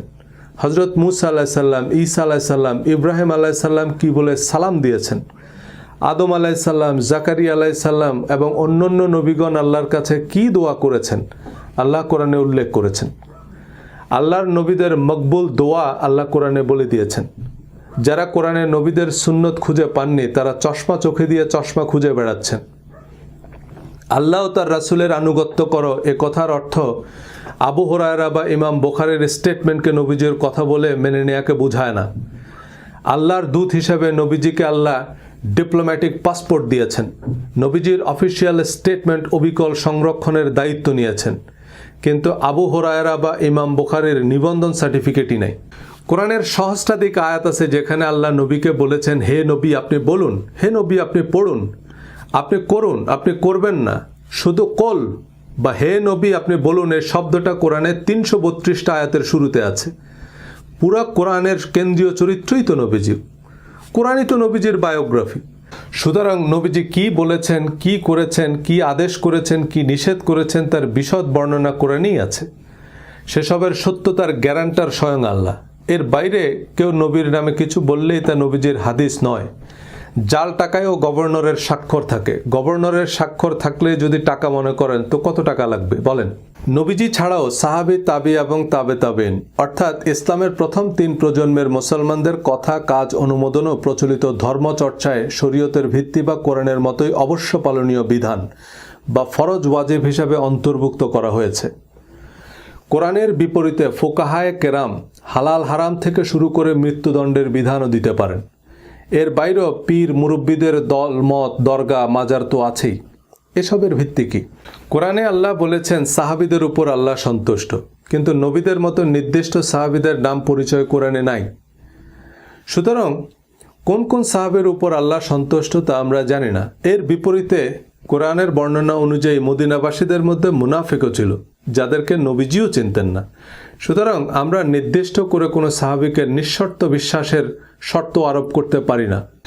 সকল নবীগণকে নিঃশর্ত বিশ্বাস করা ইমানের অপরিহার্য অংশ হওয়ার পরও আইডি কার্ড ছাড়া কাউকে নবী বলা যাচ্ছে না।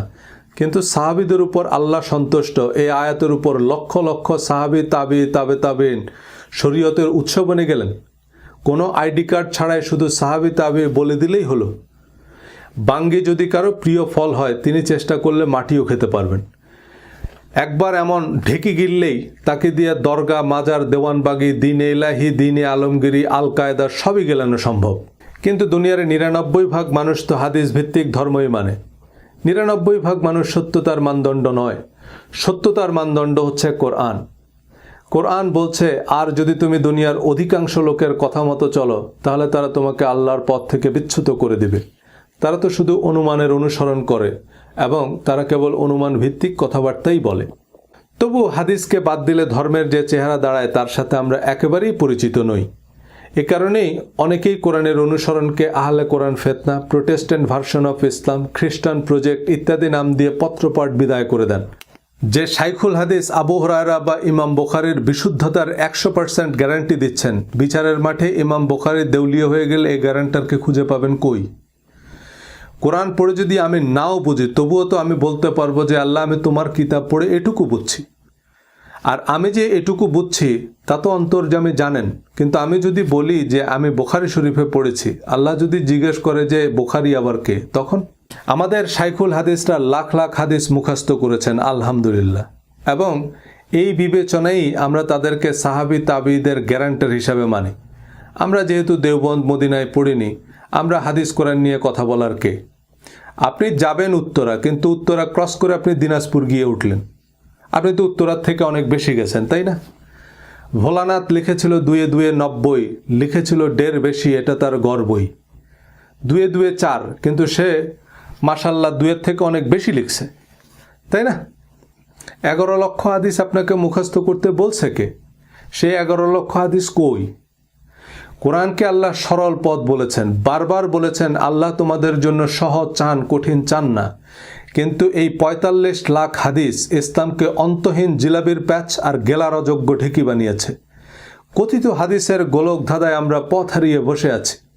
কারণ কোরআনের ২ ২ ৪ আমাদের পছন্দ নয়। অঙ্ক মিলুক আর নাই মিলুক, ফলাফলের সংখ্যা বেশি হতে হবে। আল্লাহর জিপিএস যেখানে আমাদের রাইট টার্ন নিতে বলেছে, আমরা লেফট টার্ন নিয়েছি। উল্টা পথে ১০০০ মাইল গাড়ি চালালেও রাস্তা কিন্তু কমছে না, রাস্তা বাড়ছে। আমরা যে ভুল পথে আছি তা আমাদের পতন দেখেই বোঝা যায়। আল্লামা ইকবালের ভাষায় আল্লাহ বলছেন, দান ভান্ডার খোলাই তোমর, সে দান নেবার সাইল কই, কারে আমি বলো পথ দেখাইব, পথ চলা সেই পথিক বই। আমরা কোরআন বোঝার আগে বা কিছু বুঝে ওঠার আগে ধর্ম বুঝেছি।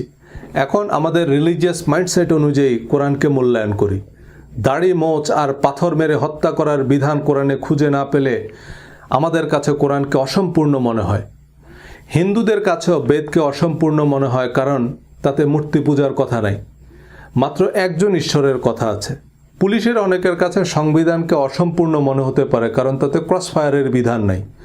ও ভাই, সংবিধানে না থাকলে তা অসাংবিধানিক। কোরআনে না থাকলে তা আল্লাহর বিধান নয়, আবু জেহেলের বিধান। আল্লাহ বলেছেন কোরআন বুঝতে হবে যে কোনো পূর্বানুমানকে মিউট করে। ধর্মকে বিচ্ছিন্ন, বিক্ষিপ্ত বা অসচেতনভাবে বুঝতে গিয়ে আমরা অধর্মের বৃত্তে বন্দী হয়েছি। মাদ্রাসা জীবন শেষে চতুর্মুখী জ্ঞান ও অভিজ্ঞতা হলেও আমরা বুঝতে পারিনি যে কোরআনের কাছে আমাদের জিজ্ঞাসা কি। পৃথিবীর তাবৎ প্রশ্নের উত্তর জানে গুগল, কিন্তু আপনাকে তো জানতে হবে হোয়াট টু আস্ক গুগল। সারা জীবন কোরআন পড়েও অনেক প্রশ্নের উত্তর মেলেনি, কারণ প্রশ্নটাই মাথায় ছিল না।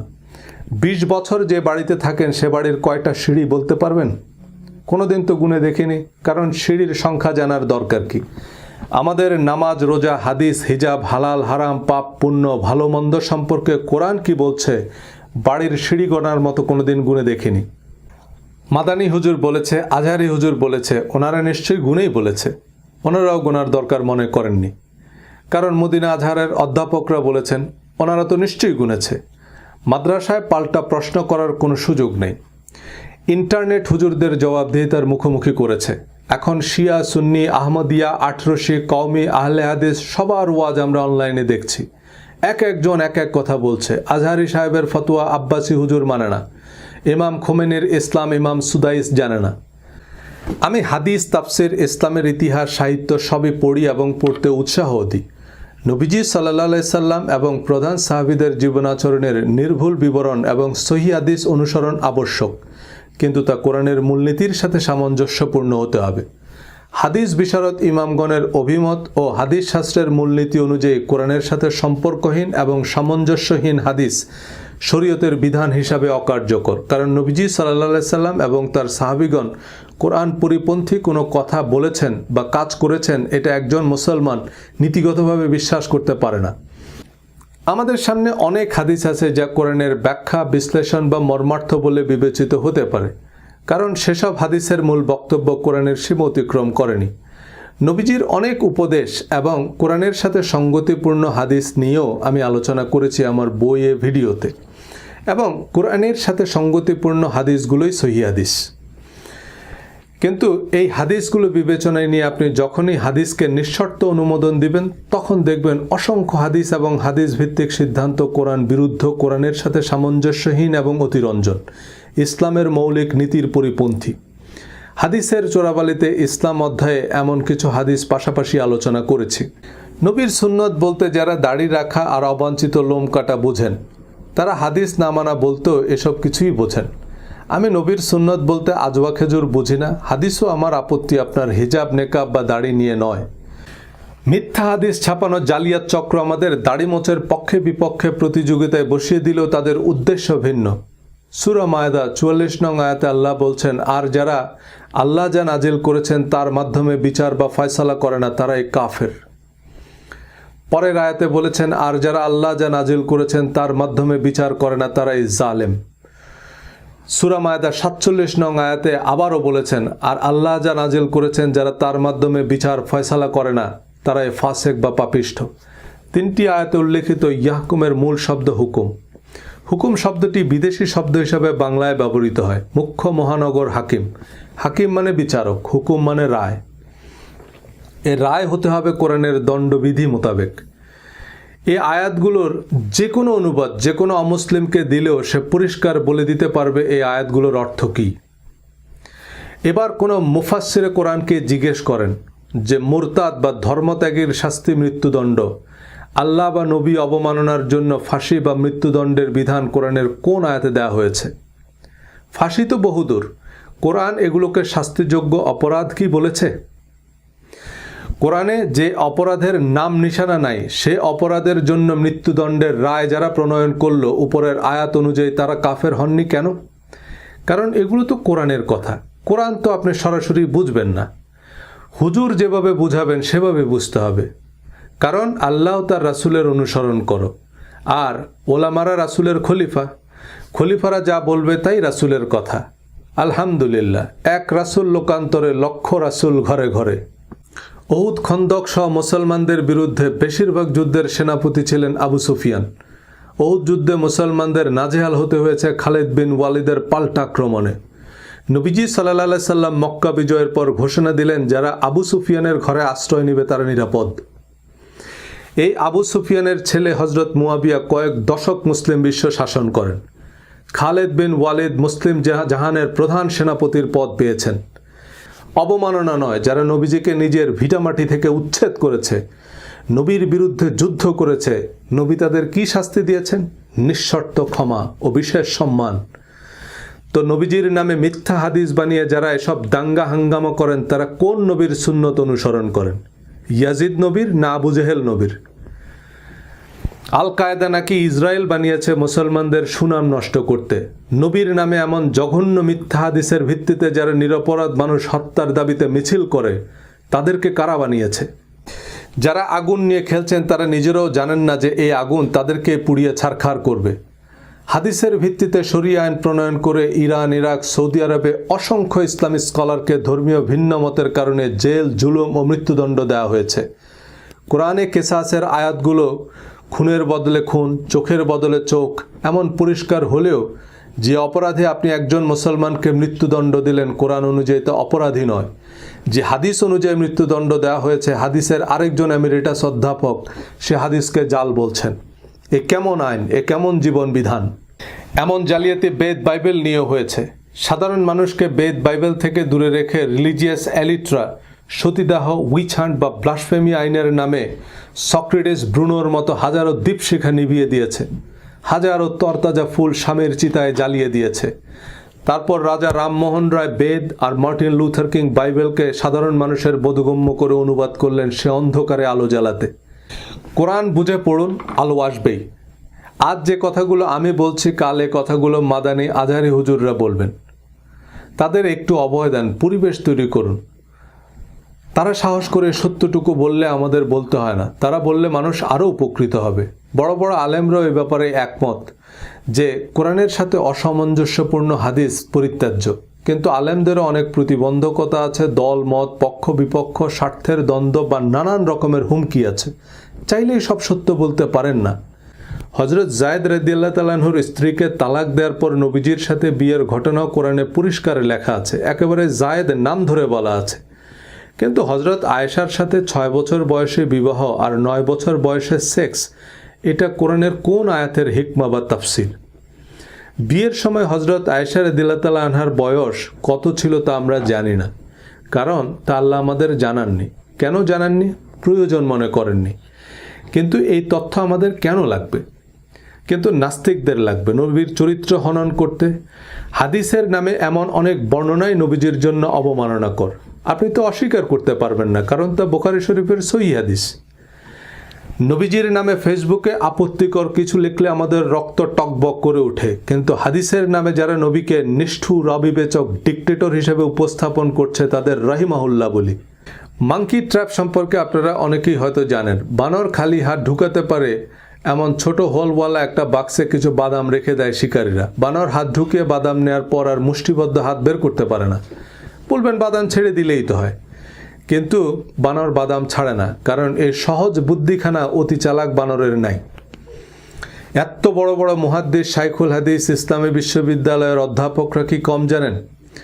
বেনারস হিন্দু ইউনিভার্সিটি সহ সারা বিশ্বের শত শত হিন্দু, খ্রিস্টান, জিউইশ, বুদ্ধিস্ট ইউনিভার্সিটি আছে। সেখানেও রামায়ণ, মহাভারত, ত্রিপিটক, বাইবেল, গীতার শত সহস্র প্রফেসর আছেন।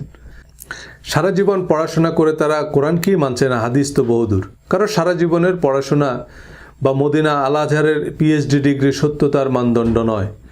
একজন মুসলমান হিসাবে কোরআন আমার বাধ্যতামূলক বিশ্বাস। কোরআনই আমার কাছে একমাত্র কোষ্ঠী পাথর, আর এই কোরআন বলছে কোরআন সম্পূর্ণ, পরিপূর্ণ এবং শতভাগ প্রায়োগিক। তাফসির, জীবনী, হাদিস বা ইতিহাস হিসাবে নবীজির যত আনঅফিসিয়াল স্টেটমেন্ট আছে তা ধর্মীয় বিধানের ভিত্তি হিসাবে বিবেচনার ক্ষেত্রে প্রধান এবং প্রথম মূলনীতি হচ্ছে তা অবশ্যই কোরআনের সাথে সঙ্গতিপূর্ণ হতে হবে। কোরআনের সাথে কন্ট্রাডিক্টরি হাদিস আবু জেহেলের হাদিস। হাদিসের পক্ষে সবচেয়ে শক্তিশালী যুক্তি হচ্ছে আমাদের প্রধান ইবাদত এবং বেহেশতের চাবি নামাজ। এই নামাজ আপনি হাদিস ছাড়া কিভাবে পড়বেন? কোরআনে তো এর বিস্তারিত বিবরণ নাই। এছাড়া কোরআনের কিছু অতিপ্রাকৃতিক বিষয় যেমন জিন, ফেরেশতা ইত্যাদি হাদিস ছাড়া কিভাবে ব্যাখ্যা করবেন? অর্থাৎ কোরআনের ব্যাখ্যা, বিশ্লেষণ, প্রায়োগিক জ্ঞান হিসাবে হাদিসকে মেনে নিতে বলা হচ্ছে। আমাদের পরিচিত প্রচলিত নামাজের প্রতিটা ধাপ বর্ণনার জন্য কোরআনের 8 থেকে 10টা আয়াতই যথেষ্ট। দিনে 50 রাকাত নামাজ পড়লেও প্রতি রাকাত একই রকম। সুতরাং 1 রাকাতের বিস্তারিত নিয়ম পাওয়া গেলেই বিষয়টা সহজ হয়ে যায়। আর যিনি বলছেন যে আমরা হাদিস অনুযায়ী নামাজ পড়ি, একটু জিজ্ঞেস করবেন যে আমরা কোন কোন হাদিস অনুযায়ী নামাজ পড়ি, সে হাদিসগুলো একটু দেখান। আমি কোরআনের ভিত্তিতে কথা বলি, তাই অনেকে গোমরা হয়ে যাচ্ছেন। হাদিসের সালাত এবং আমাদের নামাজ শিরোনামে আলোচনা করলে আপনি হেলির ধূমকেতুর মতো গায়েব হয়ে যাবেন। 75 বছর লাগবে আপনাকে খুঁজে বের করতে। হাদিস অনুযায়ী আমরা নামাজ পড়ি না। নামাজকে কেন্দ্র করেই মুসলমানদের মধ্যে এত এত মাযহাব, উপমাযহাব। কারণ নবীজি কিভাবে নামাজ পড়েছেন তার পরস্পর বিরোধী লক্ষাধিক হাদিস আছে। নামাজের সকল বিবরণ দেওয়ার জন্য নবীজির একটা হাদিসই যথেষ্ট ছিল, এবং সে হাদিস হতে হবে জাতীয় সঙ্গীতের মতো।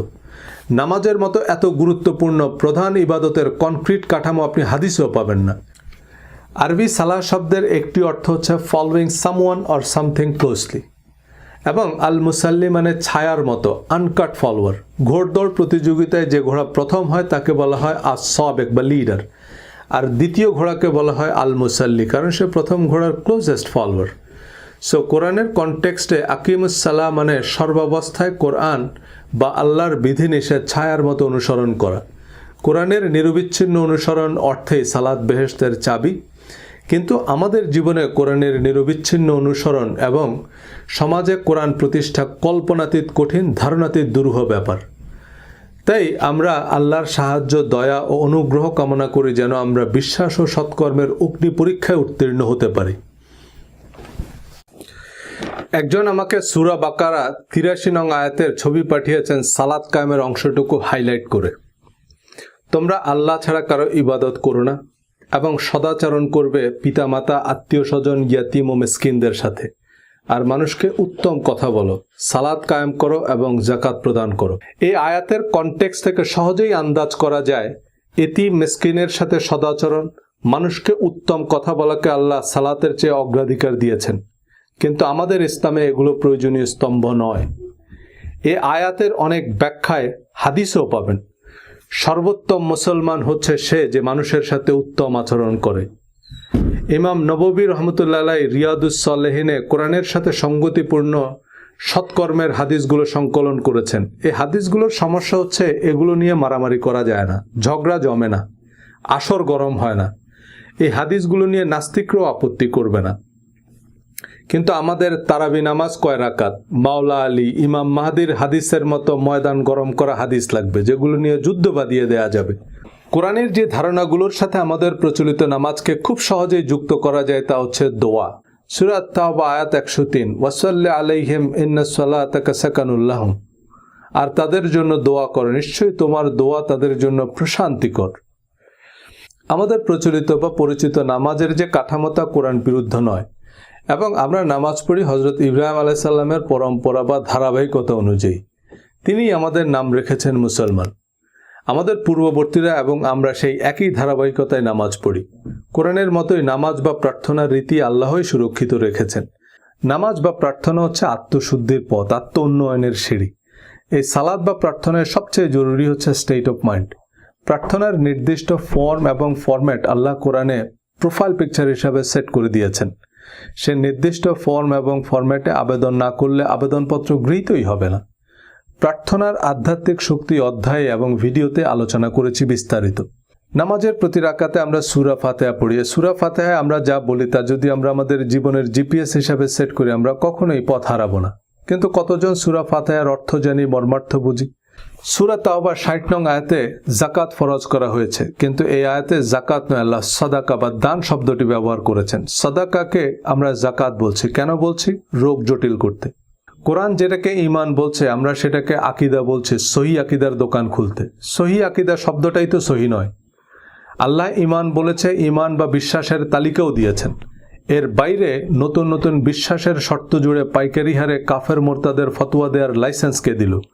আহলে কোরআন নামেও একটা লিমিটেড কোম্পানি আছে, এরা বেশিরভাগই কার্যত আহলে কোরআন না। আবার আহলে কোরআনকে ভ্রান্ত প্রমাণ করার সুবিধার্থে অনেকে তাদের হয়ে কিছু কল্পিত মতবাদ তৈরি করেছে, তাদের জল্পিত কল্পিত ইতিহাস তৈরি করেছে, তাদের ভ্রান্ত ভ্রষ্ট বিশ্বাসের ফিরিস্তি শোনাচ্ছেন। কোরআনের নামেও লিমিটেড কোম্পানি খোলার অনুমতি দেয় না। কোরআনের বরাত দিয়ে কে কি বলল তাকে নিয়ে আমার গবেষণা করার কি দরকার? আমার কাছে সত্য মিথ্যার পার্থক্যকারী কোরআন আছে। আপনি কোরআন খুলে দেখুন। কোরআনের উল্টা কথা বললে সে আহলে কোরআন নয়, আহলে আবু জেহেল। কিন্তু কোরআনের কথা বললে তাকে ভ্রান্ত বলাটা কি কোরআনকে প্রশ্নবিদ্ধ করা নয়? আহলে কোরআনের মতো লিমিটেড কোম্পানি হাদিসের নামেও আছে অসংখ্য। আহলে হাদিস বা আহলে সুন্নাহ মানে কোরআনের চেয়েও আরও বাড়তি কিছু করেন, কিন্তু বাস্তবে কোরআন বহির্ভূত কিছু রীতি রেওয়াজ নিয়ে মারামারি করলেও কোরআনের সাথে সঙ্গতিপূর্ণ হাদিস মানে না। কোরআনে বিশ্বাস ও সৎকর্মের যে তালিকা তা হাদিসও সমানুপাতিক গুরুত্বের সাথেই আলোচনা করা হয়েছে, কিন্তু আমাদের ধর্মচর্চায় সেসব হাদিসও অগ্রাধিকার পায়নি। ইমাম আবু হানিফা এবং নাসিরউদ্দিন আলবানী সহ অন্যান্য ইমামরাও বিশ্বাস ও সৎকর্মকে যথাযথ গুরুত্বের সাথেই আলোচনা করেছেন।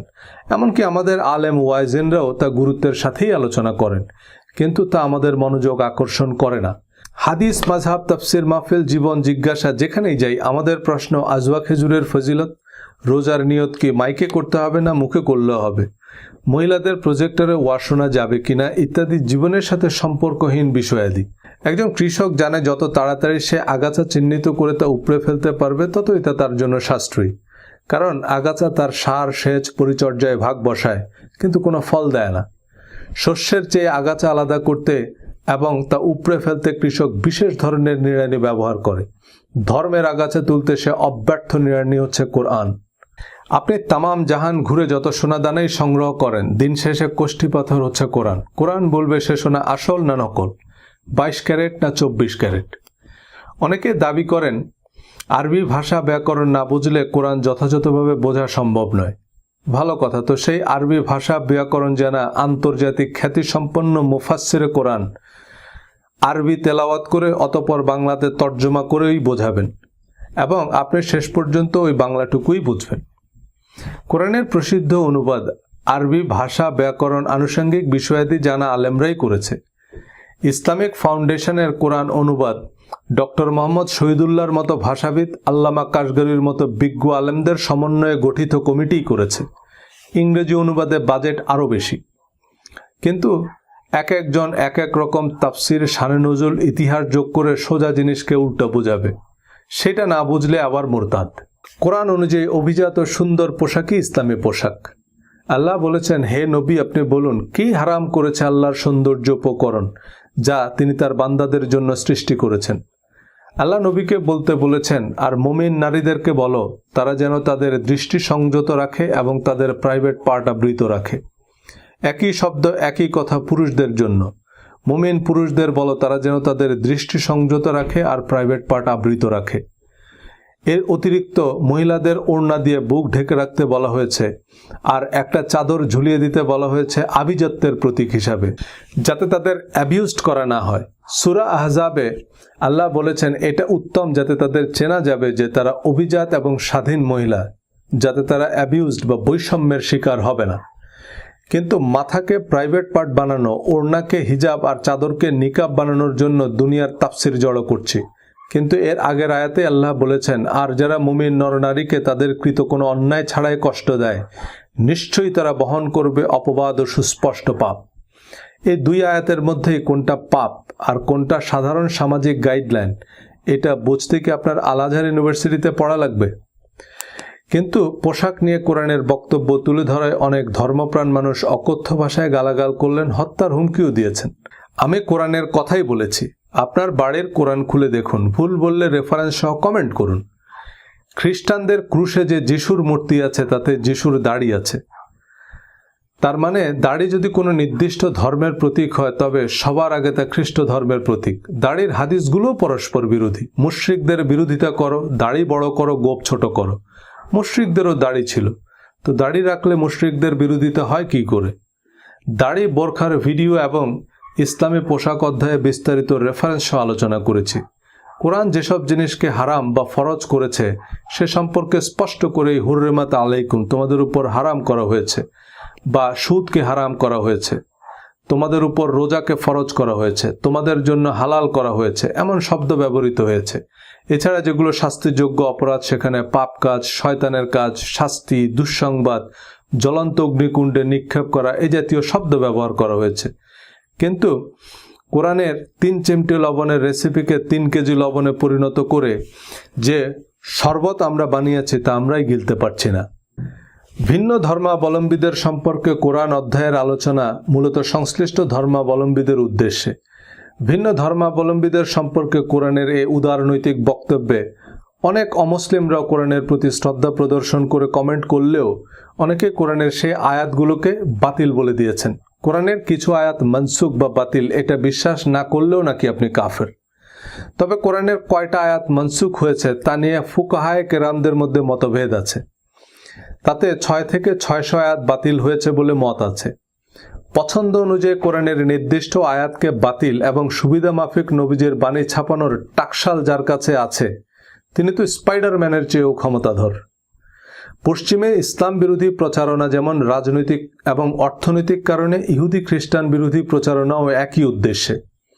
কোরআন ইহুদি খ্রিস্টান সহ সকল আহলে কিতাবকে মুসলিম বলেছে এবং বিশ্বাস ও সৎকর্মের শর্তে জান্নাতের প্রতিশ্রুতি দিয়েছে। আল্লাহ বলেছেন, ইব্রাহিম ইহুদিও ছিল না, খ্রিস্টানও ছিল না, সে ছিল একনিষ্ঠ মুসলিম। ঈসা আলাইসাল্লাম নিজেকে খ্রিস্টান বলেনি, মুসা আলাইসাল্লাম নিজেকে একবারও ইহুদি বলেনি, আমাদের নবীজিও নিজেকে শিয়া, সুন্নি বা সুফি বলেননি। সকল নবীরা নিজেদের মুসলিম বলে পরিচয় দিয়েছেন। আল্লাহ আমাদেরকে ইহুদি, খ্রিস্টান, হিন্দু, বৌদ্ধ, শিয়া, সুন্নি, আফ্রিকান, আমেরিকান এসব লিমিটেড কোম্পানির সদস্য হিসাবে চিনেন না। তিনি আমাদের ভিন্ন ভিন্ন জাতিতে সৃষ্টি করেছেন যাতে আমরা একে অপরকে চিনতে পারি, কিন্তু আমাদের বিবেচনা করবেন আমাদের বিশ্বাস ও সৎকর্ম অনুযায়ী। এই অধ্যায়ে আমরা বিভিন্ন ধর্মাবলম্বীদের সম্পর্কে কোরআনের বক্তব্য তুলে ধরব, যা মুসলিম অমুসলিম অনেকের কাছেই বেশ অপরিচিত মনে হবে। কারণ ধর্মের নামে বিভাজন, বিভক্তি, রক্তপাত যাদের পকেট ভারী করছে, তারা কোরআন বহির্ভূত বিভিন্ন উদ্ভট বক্তব্য একপেশে তথ্য উপত্য জোগাড় করে আমাদের একে অপরের মুখোমুখি দাঁড় করাতেই তৎপর। হিন্দু শব্দটা ধর্মীয় পরিচয় নয়, এটা ভৌগোলিক পরিচিতি।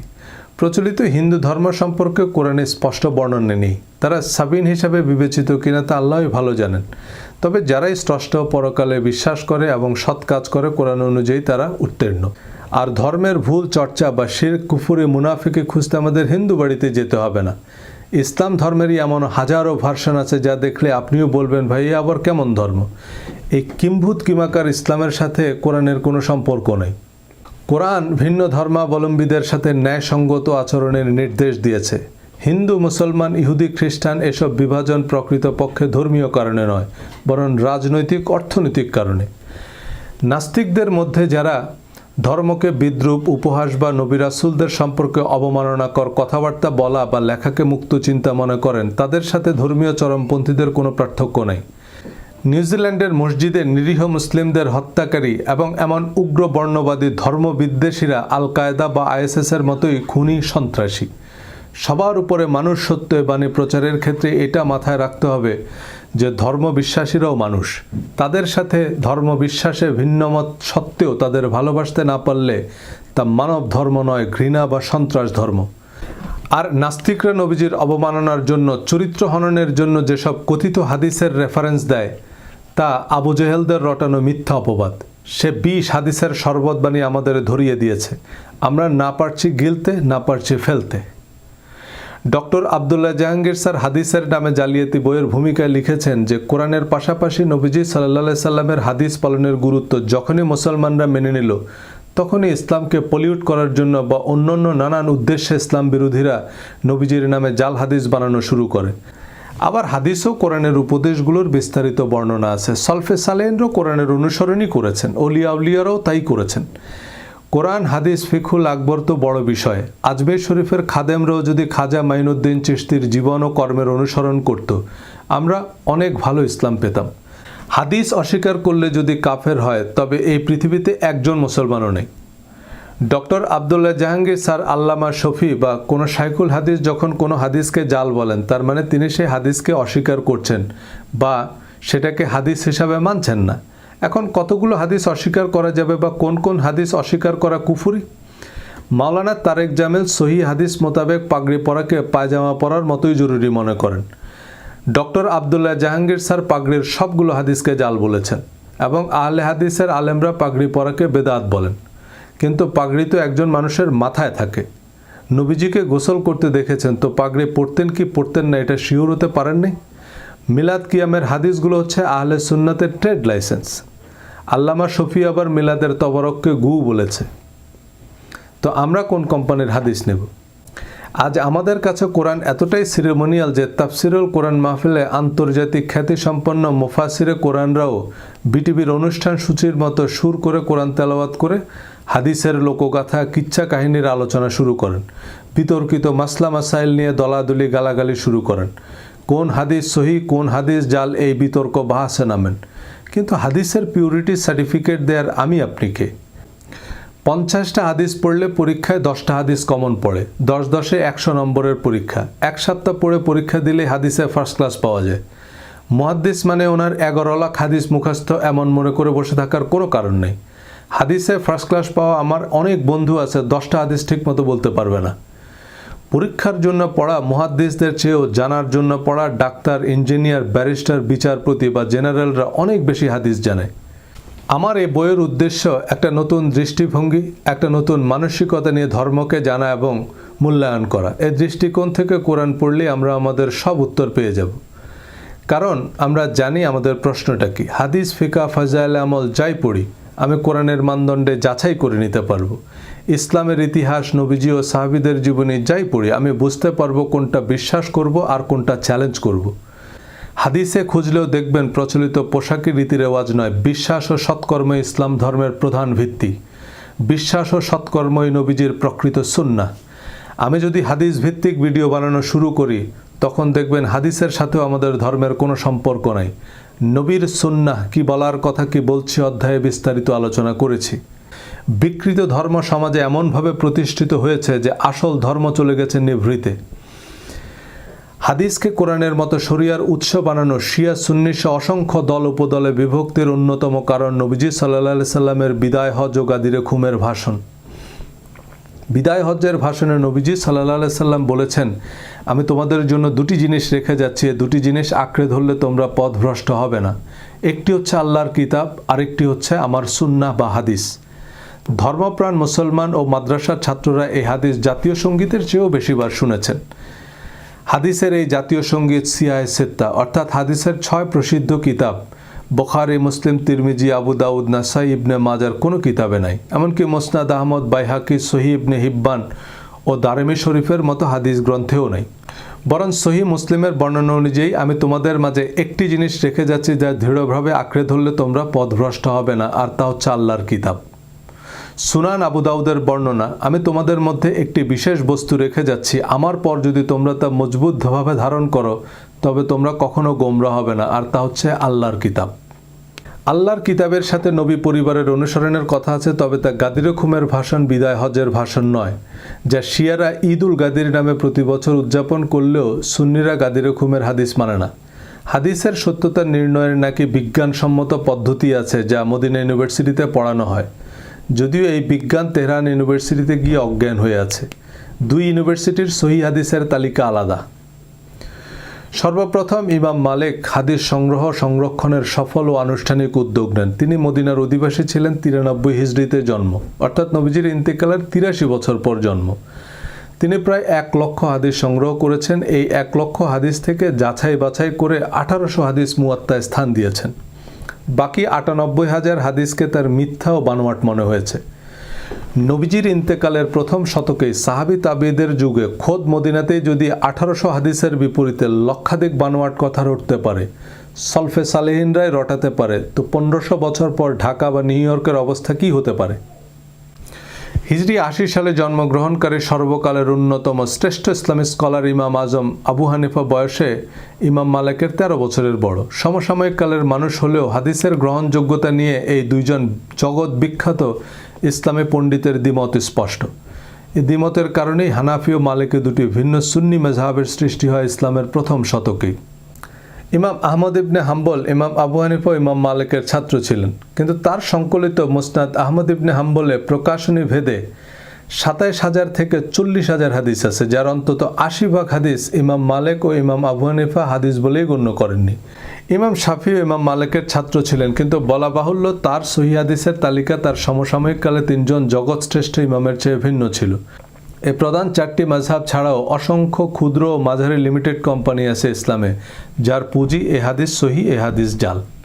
একই সময়ে একই পদ্ধতিতে সহিহ হাদিসের গ্রন্থ প্রণয়নের উদ্যোগ নেন সর্বকালের অন্যতম সেরা 2 মুহাদ্দিস ইমাম বুখারী ও তার ছাত্র ইমাম মুসলিম।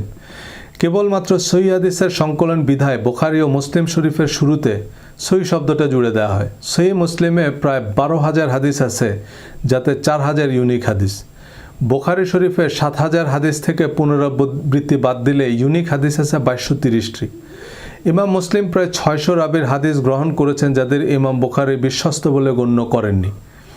ইমাম বুখারীর হাদিসের সত্যতা যাচাইয়ের যে পদ্ধতি ছিল তা ছিল মূলত ইস্তেখারা বা ধ্যান বা স্বপ্নযোগে প্রাপ্ত সিদ্ধান্ত কি বিজ্ঞানসম্মত বা গ্রহণযোগ্য এভিডেন্স? ধ্যান বা স্বপ্নের বৈজ্ঞানিক ব্যাখ্যা থাকতে পারে, কিন্তু কারোর স্বপ্নে দেখা সাক্ষ্যের উপর কোনো বিচারিক সিদ্ধান্ত নেওয়া যায়? জগৎশ্রেষ্ঠ হাদিস বিশারদ ইমাম মুসলিম 6-7 লক্ষ হাদিস যাচাই বাছাই করে 12,000 সহিহ হাদিসের যে তালিকা চূড়ান্ত করেছেন, তার সতীর্থ ইমাম তিরমিজি, ইমাম নাসাই এবং শিক্ষক ইমাম বুখারী সে তালিকার কয়েক হাজার হাদিসকে হাদিস বলেই গণ্য করছেন না। তিরমিজি, নাসাই, আবু দাউদ বা ইবনে মাজাহ 4টি হাদিস গ্রন্থকে সহিহ হাদিস গ্রন্থ বলছেন এখনকার গ্যারান্টাররা, কিন্তু খোদ ইমাম তিরমিজি, নাসাই, ইমাম হাম্বল তাদের কিতাবকে সহিহ হাদিসের কিতাব বলেননি। মুসনাদ আহমদ, মুয়াত্তা মালিকের অনেক হাদিস সংশ্লিষ্ট ইমামরাই জাল বা মুরসাল হিসাবে তালিকাভুক্ত করেছেন। যে এই হাদিসটি হাদিস হিসাবে প্রতিষ্ঠিত হলেও এটি আসলে হাদিস নয়, এমন অনেক আরবি প্রবাদ, প্রবচন, খনার বচন এবং জাহেলি যুগের বহু কুসংস্কার নবীজির নামে চালু হয়ে গেছে। অনেক ইমাম মুহাদ্দিসরা জাল হাদিসগুলো তাদের কিতাবে উল্লেখ করেছেন এটা বোঝাতে যে এগুলো নবীজির হাদিস নয়, কিন্তু সে গুজব আবার মুসনাদ আহমদের হাদিস হিসাবে প্রতিষ্ঠিত। মুঘল সম্রাট আওরঙ্গজেব আলমগীরের নির্দেশে ফতোয়া আলমগীরি সংকলিত হয়, যা ছিল মূলত তৎকালীন মুঘল সরকারের রাষ্ট্রীয় আইন। এখন হানাফি মেজহাবের অনেক আলেম ফতোয়া আলমগীরির ভিত্তিতে ফতোয়া দেয়। এখানেই হচ্ছে সমস্যাটা। ফিকহুল আকবর ফতোয়া আলমগীরি ইসলাম ধর্ম নয়। ফতোয়া আলমগীরিকে বেদাতের এনসাইক্লোপিডিয়া বললে আহলে হাদিসের লোকেরা খুব খুশি হবেন। আমি আন্তর্জাতিক সম্পর্কের ছাত্র। আন্তর্জাতিক সম্পর্কের ইতিহাসে 1919 সালের আগের কিছু পড়ানো হয় না। 1919 সালের প্রথম বিশ্বযুদ্ধ শেষ হয়। প্রথম বিশ্বযুদ্ধের আগের পৃথিবীর সাথে এখনকার পৃথিবীর কোনো সম্পর্ক নেই। তার আগের ইতিহাস উপন্যাসের মতো আনন্দের খোরাক হতে পারে, কিন্তু এখনকার পৃথিবীতে তার কোনো প্রভাব নেই। পৃথিবীর মানচিত্রই বদলে গেছে। আপনি সেই বল্লাল সেন, লক্ষণ সেন, চেঙ্গিস খানের ইতিহাস কাম না থাকলে পড়তে পারেন, কিন্তু এগুলো এখনকার পৃথিবীতে গল্প উপন্যাসের চেয়ে বেশি কিছু নয়। একইভাবে যারা ইসলাম প্রতিষ্ঠার নামে আব্বাসীয়, ওসমানী বা উমাইয়া শাহ প্রশাসনের আইন হুবহু বাস্তবায়ন করতে চান, কিছু পোশাকি রীতি রেওয়াজ প্রতিষ্ঠা করতে চান, তারা ইসলাম প্রতিষ্ঠার পথকে দুর্গম করে তুলেছেন। ইমাম আবু হানিফা, ইমাম মালিকের মতো স্কলাররা এখনকার বেশিরভাগ মুফতি মুহাদ্দিসদের মতো নিধিরাম সর্দার ছিলেন না। তারা রাষ্ট্রের নীতি নির্ধারক ছিল। তারা তাদের সময়ের সেরা রাষ্ট্রবিজ্ঞানী, সমাজবিজ্ঞানীও ছিল। তারা তখনকার রাষ্ট্র বিশ্ব ব্যবস্থার প্রয়োজন অনুযায়ী কোরআন ভিত্তিক আইন প্রণয়ন করেছে। তাদের নামেও অসংখ্য মিথ্যা ফতোয়া বানিয়েছে জালিয়াত চক্র। তাই সেসব আইন যারা এখনকার সমাজ বা রাষ্ট্রে অবিকল প্রয়োগ করতে চান, তারা নিজেরাও জানে না তারা কি বলছে। এখন দ্বিতীয়ার্ধের খেলা চলছে। আগের গোল পোস্টে গোল দিলে তা আত্মঘাতী গোল হবে। এই আত্মঘাতী গোলই দিচ্ছেন আমাদের সুপারস্টাররা। এই কিং কর্তব্য বিমূঢ় শরিয়া আইনকে ইসলাম হিসাবে প্রতিষ্ঠা করা ইসলাম নতুন প্রজন্মের কাছে গেলার অযোগ্য ঢেকিতে পরিণত হয়েছে। প্রচণ্ড ধর্মপ্রাণ মানুষও ধর্মনিরপেক্ষতাকেই বিজ্ঞানসম্মত মনে করে। তারাও ইসলামী দলের ম্যানিফেস্টোতে ভরসা রাখতে পারে না। বিস্তারিত রেফারেন্স সহ আমার বই আলোচনা করেছি। আল্লাহর বিধান আর মানুষের বিধানের পার্থক্য বুঝতে বইটি আপনাকে সাহায্য করবে। কিন্তু বিষয়গুলো এতই হিজিবিজি যে ঘুরে ফিরে আবার সেই একই প্রশ্ন। তাই বইটির রেফারেন্স হিসাবে হাতের কাছে রাখবেন। কারোর সাথে তর্কে জেতার দরকার নেই। হাদিস, তাফসির, ইতিহাস, উপন্যাস সবই পড়বেন, সবার আলোচনায় শুনবেন, কিন্তু আপনি বুঝতে পারবেন যে কোন পানি পান করবেন আর কোন পানি কৃষিকাজে ব্যবহার করবেন। আমার কথা শুনে যিনি বিভ্রান্ত হচ্ছেন তিনি বিভ্রান্তই। তিনি বিভ্রান্ত কোম্পানির সহি আকিদা ব্র্যান্ডের চশমা দিয়ে দুনিয়া দেখছেন। ওনার কাছে বেশিরভাগ মানুষকেই গোমরা মনে হয়। এক ভদ্র মহিলা তার স্বামীর সাথে প্রথমবার বিমান ভ্রমণ করছিলেন। মহিলা খুব উত্তেজিত হয়ে বিমানের জানালা দিয়ে স্বামীকে দেখাচ্ছে যে দেখো দেখো, নিচে মানুষগুলোকে কেমন পিঁপড়ার মতো দেখায়। স্বামী বলল যে ওগুলো পিঁপড়াই, আমরা এখনো ফ্লাই করিনি। তেমনি দজ্জাল, মোসাদ এত কিছু মাথায় নিয়ে কেউ আমার কথা শুনলে তার কাছে পিঁপড়াকেও ডাইনোসরের মতো মনে হতে পারে। আমার কথাগুলো যদি আজহারি সাহেবরা বলেন তবে শুনতেও ভালো শোনাবে। আমি আশা করি এই কথাগুলো বড় বড় আলেমরা বলুক। এই আত্মসমালোচনার সময় এসেছে। আমি চাই না মুসলমানদের সমালোচনা CNN বা BBC করুক, আমাদের আলেমরাই করুক। চৌকিদারের বেতের বাড়ি খাওয়ার চেয়ে বাপের হাতে মায়ের খাওয়া ভালো। আলেমরা বোঝাক যে না, তসলিমা নাসরিনের কল্লা কাটার নাম ইসলাম নয়। তসলিমা নাসরিনের প্রথম বই প্রকাশের পর আল্লামা শফি যদি তসলিমার বাড়িতে দৌড়ে যেত, নবীর পথে কাটা দেওয়া বুড়ির মতো তসলিমা নাসরিন দ্বিতীয় বই লেখার কোনো কারণ খুঁজে পেত না। আসাদ নূর একবার আমার একটা ভিডিও দেখে মেসেঞ্জারে আমার সাথে প্রায় 2 ঘন্টা কথা বলেছে। এই 2 ঘন্টায় আমার একবারও মনে হয়নি যে এই ছেলেটা নাস্তিক। সে উল্টা আমাকে ধর্মের উপযোগিতা বুঝাচ্ছে। আমার সাথে সে নিজে থেকেই ওয়াদা করেছে যে ভাই, আমি আল্লাহ, নবীজি আর কোরআনের নামে আর আজেবাজে কথা বলবো না। তবে ধর্ম ব্যবসার বিরুদ্ধে আমি কথা বলবো। আপনাদের হাদিসে আসাদ নূর আর তসলিমা নাসরিনের ক্ষমা নাই। পাকিস্তানের এক ফুলব্রাইট স্কলার বিশ্ববিদ্যালয় শিক্ষককে ফেসবুকে ধর্ম অবমাননার দায়ে মৃত্যুদণ্ড দেওয়া হয়। তার পক্ষে মামলা লড়ায় তার আইনজীবীকে গুলি করে হত্যা করে। কিন্তু আবু জেহেলের পুত্র ইকরিমা বদর উহুদ যুদ্ধে তো অনেক সাহাবীকে হত্যা করেছেই, মক্কা বিজয়ের সময়ও হারামের সীমানায় অর্থাৎ যুদ্ধ নিষিদ্ধ এলাকায় মুসলমানদের উপর ইকরিমা ব্যর্থ আক্রমণ করে। আবু সুফিয়ান সহ মক্কার সকল কাফেররা সাধারণ ক্ষমা পেলেও ইকরিমার মৃত্যুদণ্ডের রায় দেয়া হয় যুদ্ধ অপরাধের দায়ে। ইকরিমা মক্কা থেকে পালিয়ে যায়। তার স্ত্রী এসে তার হয়ে নবীজির কাছে ক্ষমা চাইলে নবীজি ইকরিমাকে মক্কায় ফিরে আসতে বলেন। ইকরিমাকে ফিরে আসতে দেখে নবীজি সবাইকে বললেন, ইকরিমা ইবনে আবু জেহেল আসছে, তোমরা তার সামনে তার বাবাকে গালি দিও না। হযরত ইকরিমা রাদিয়াল্লাহু তাআলা আনহু নবীজির এই অবিশ্বাস্য ক্ষমায় অভিভূত হয়ে বললেন, ইয়া রাসূলুল্লাহ, আমি ওয়াদা করছি ইসলামের বিরুদ্ধে আমি যত শক্তি আর অর্থ ব্যয় করেছি, ইসলামের প্রতিষ্ঠায় আমি তার দ্বিগুণ করব। রোমান সাম্রাজ্যের বিরুদ্ধে ইয়ারমুকের মহাযুদ্ধে সেনাপতি খালেদ বিন ওয়ালিদ যখন পিছু হাঁটার সিদ্ধান্ত নিলেন, হযরত ইকরিমা বললেন, আল্লাহ রাসূলের সাথে আমার কিছু ওয়াদা আছে। সেনাপতি খালেদ বিন ওয়ালিদের হুঁশিয়ারি অগ্রাহ্য করে হযরত ইকরিমা দুর্ধর্ষ রোমান সৈন্যদের দুর্ভেদ্য চক্র ভেদ করেন। অতিমানবের মতো লড়াই করে প্রতাপশালী রোমানদের বিরুদ্ধে মুসলমানদের জিতিয়েছেন হযরত ইকরিমা ইবনে আবু জেহেল। ইকরিমার মতো ২০ বৃক্ষকে যিনি দেবদূতে পরিণত করতে পারেন, পৃথিবীর ইতিহাসে তার চেয়ে শক্তিমান নেতা আর কে? ভিন্ন মত সত্ত্বেও তাদের মঙ্গল কামনা করতে পারাই সৎকর্ম। ইকরিমার মতো জঘন্য যুদ্ধাপরাধীকে নিঃশর্ত ক্ষমা ও উপযুক্ত মর্যাদা দিতে পারাই নবীর সুন্নাহ। এই বিশ্বাস ও সৎকর্মের দুর্গম গিরিপথ অতিক্রম করতে আল্লাহ আমাদের সহায় হন এবং আমাদের সৌভাগ্যবানদের অন্তর্ভুক্ত করুন। সবাইকে ধন্যবাদ। আসসালামু আলাইকুম।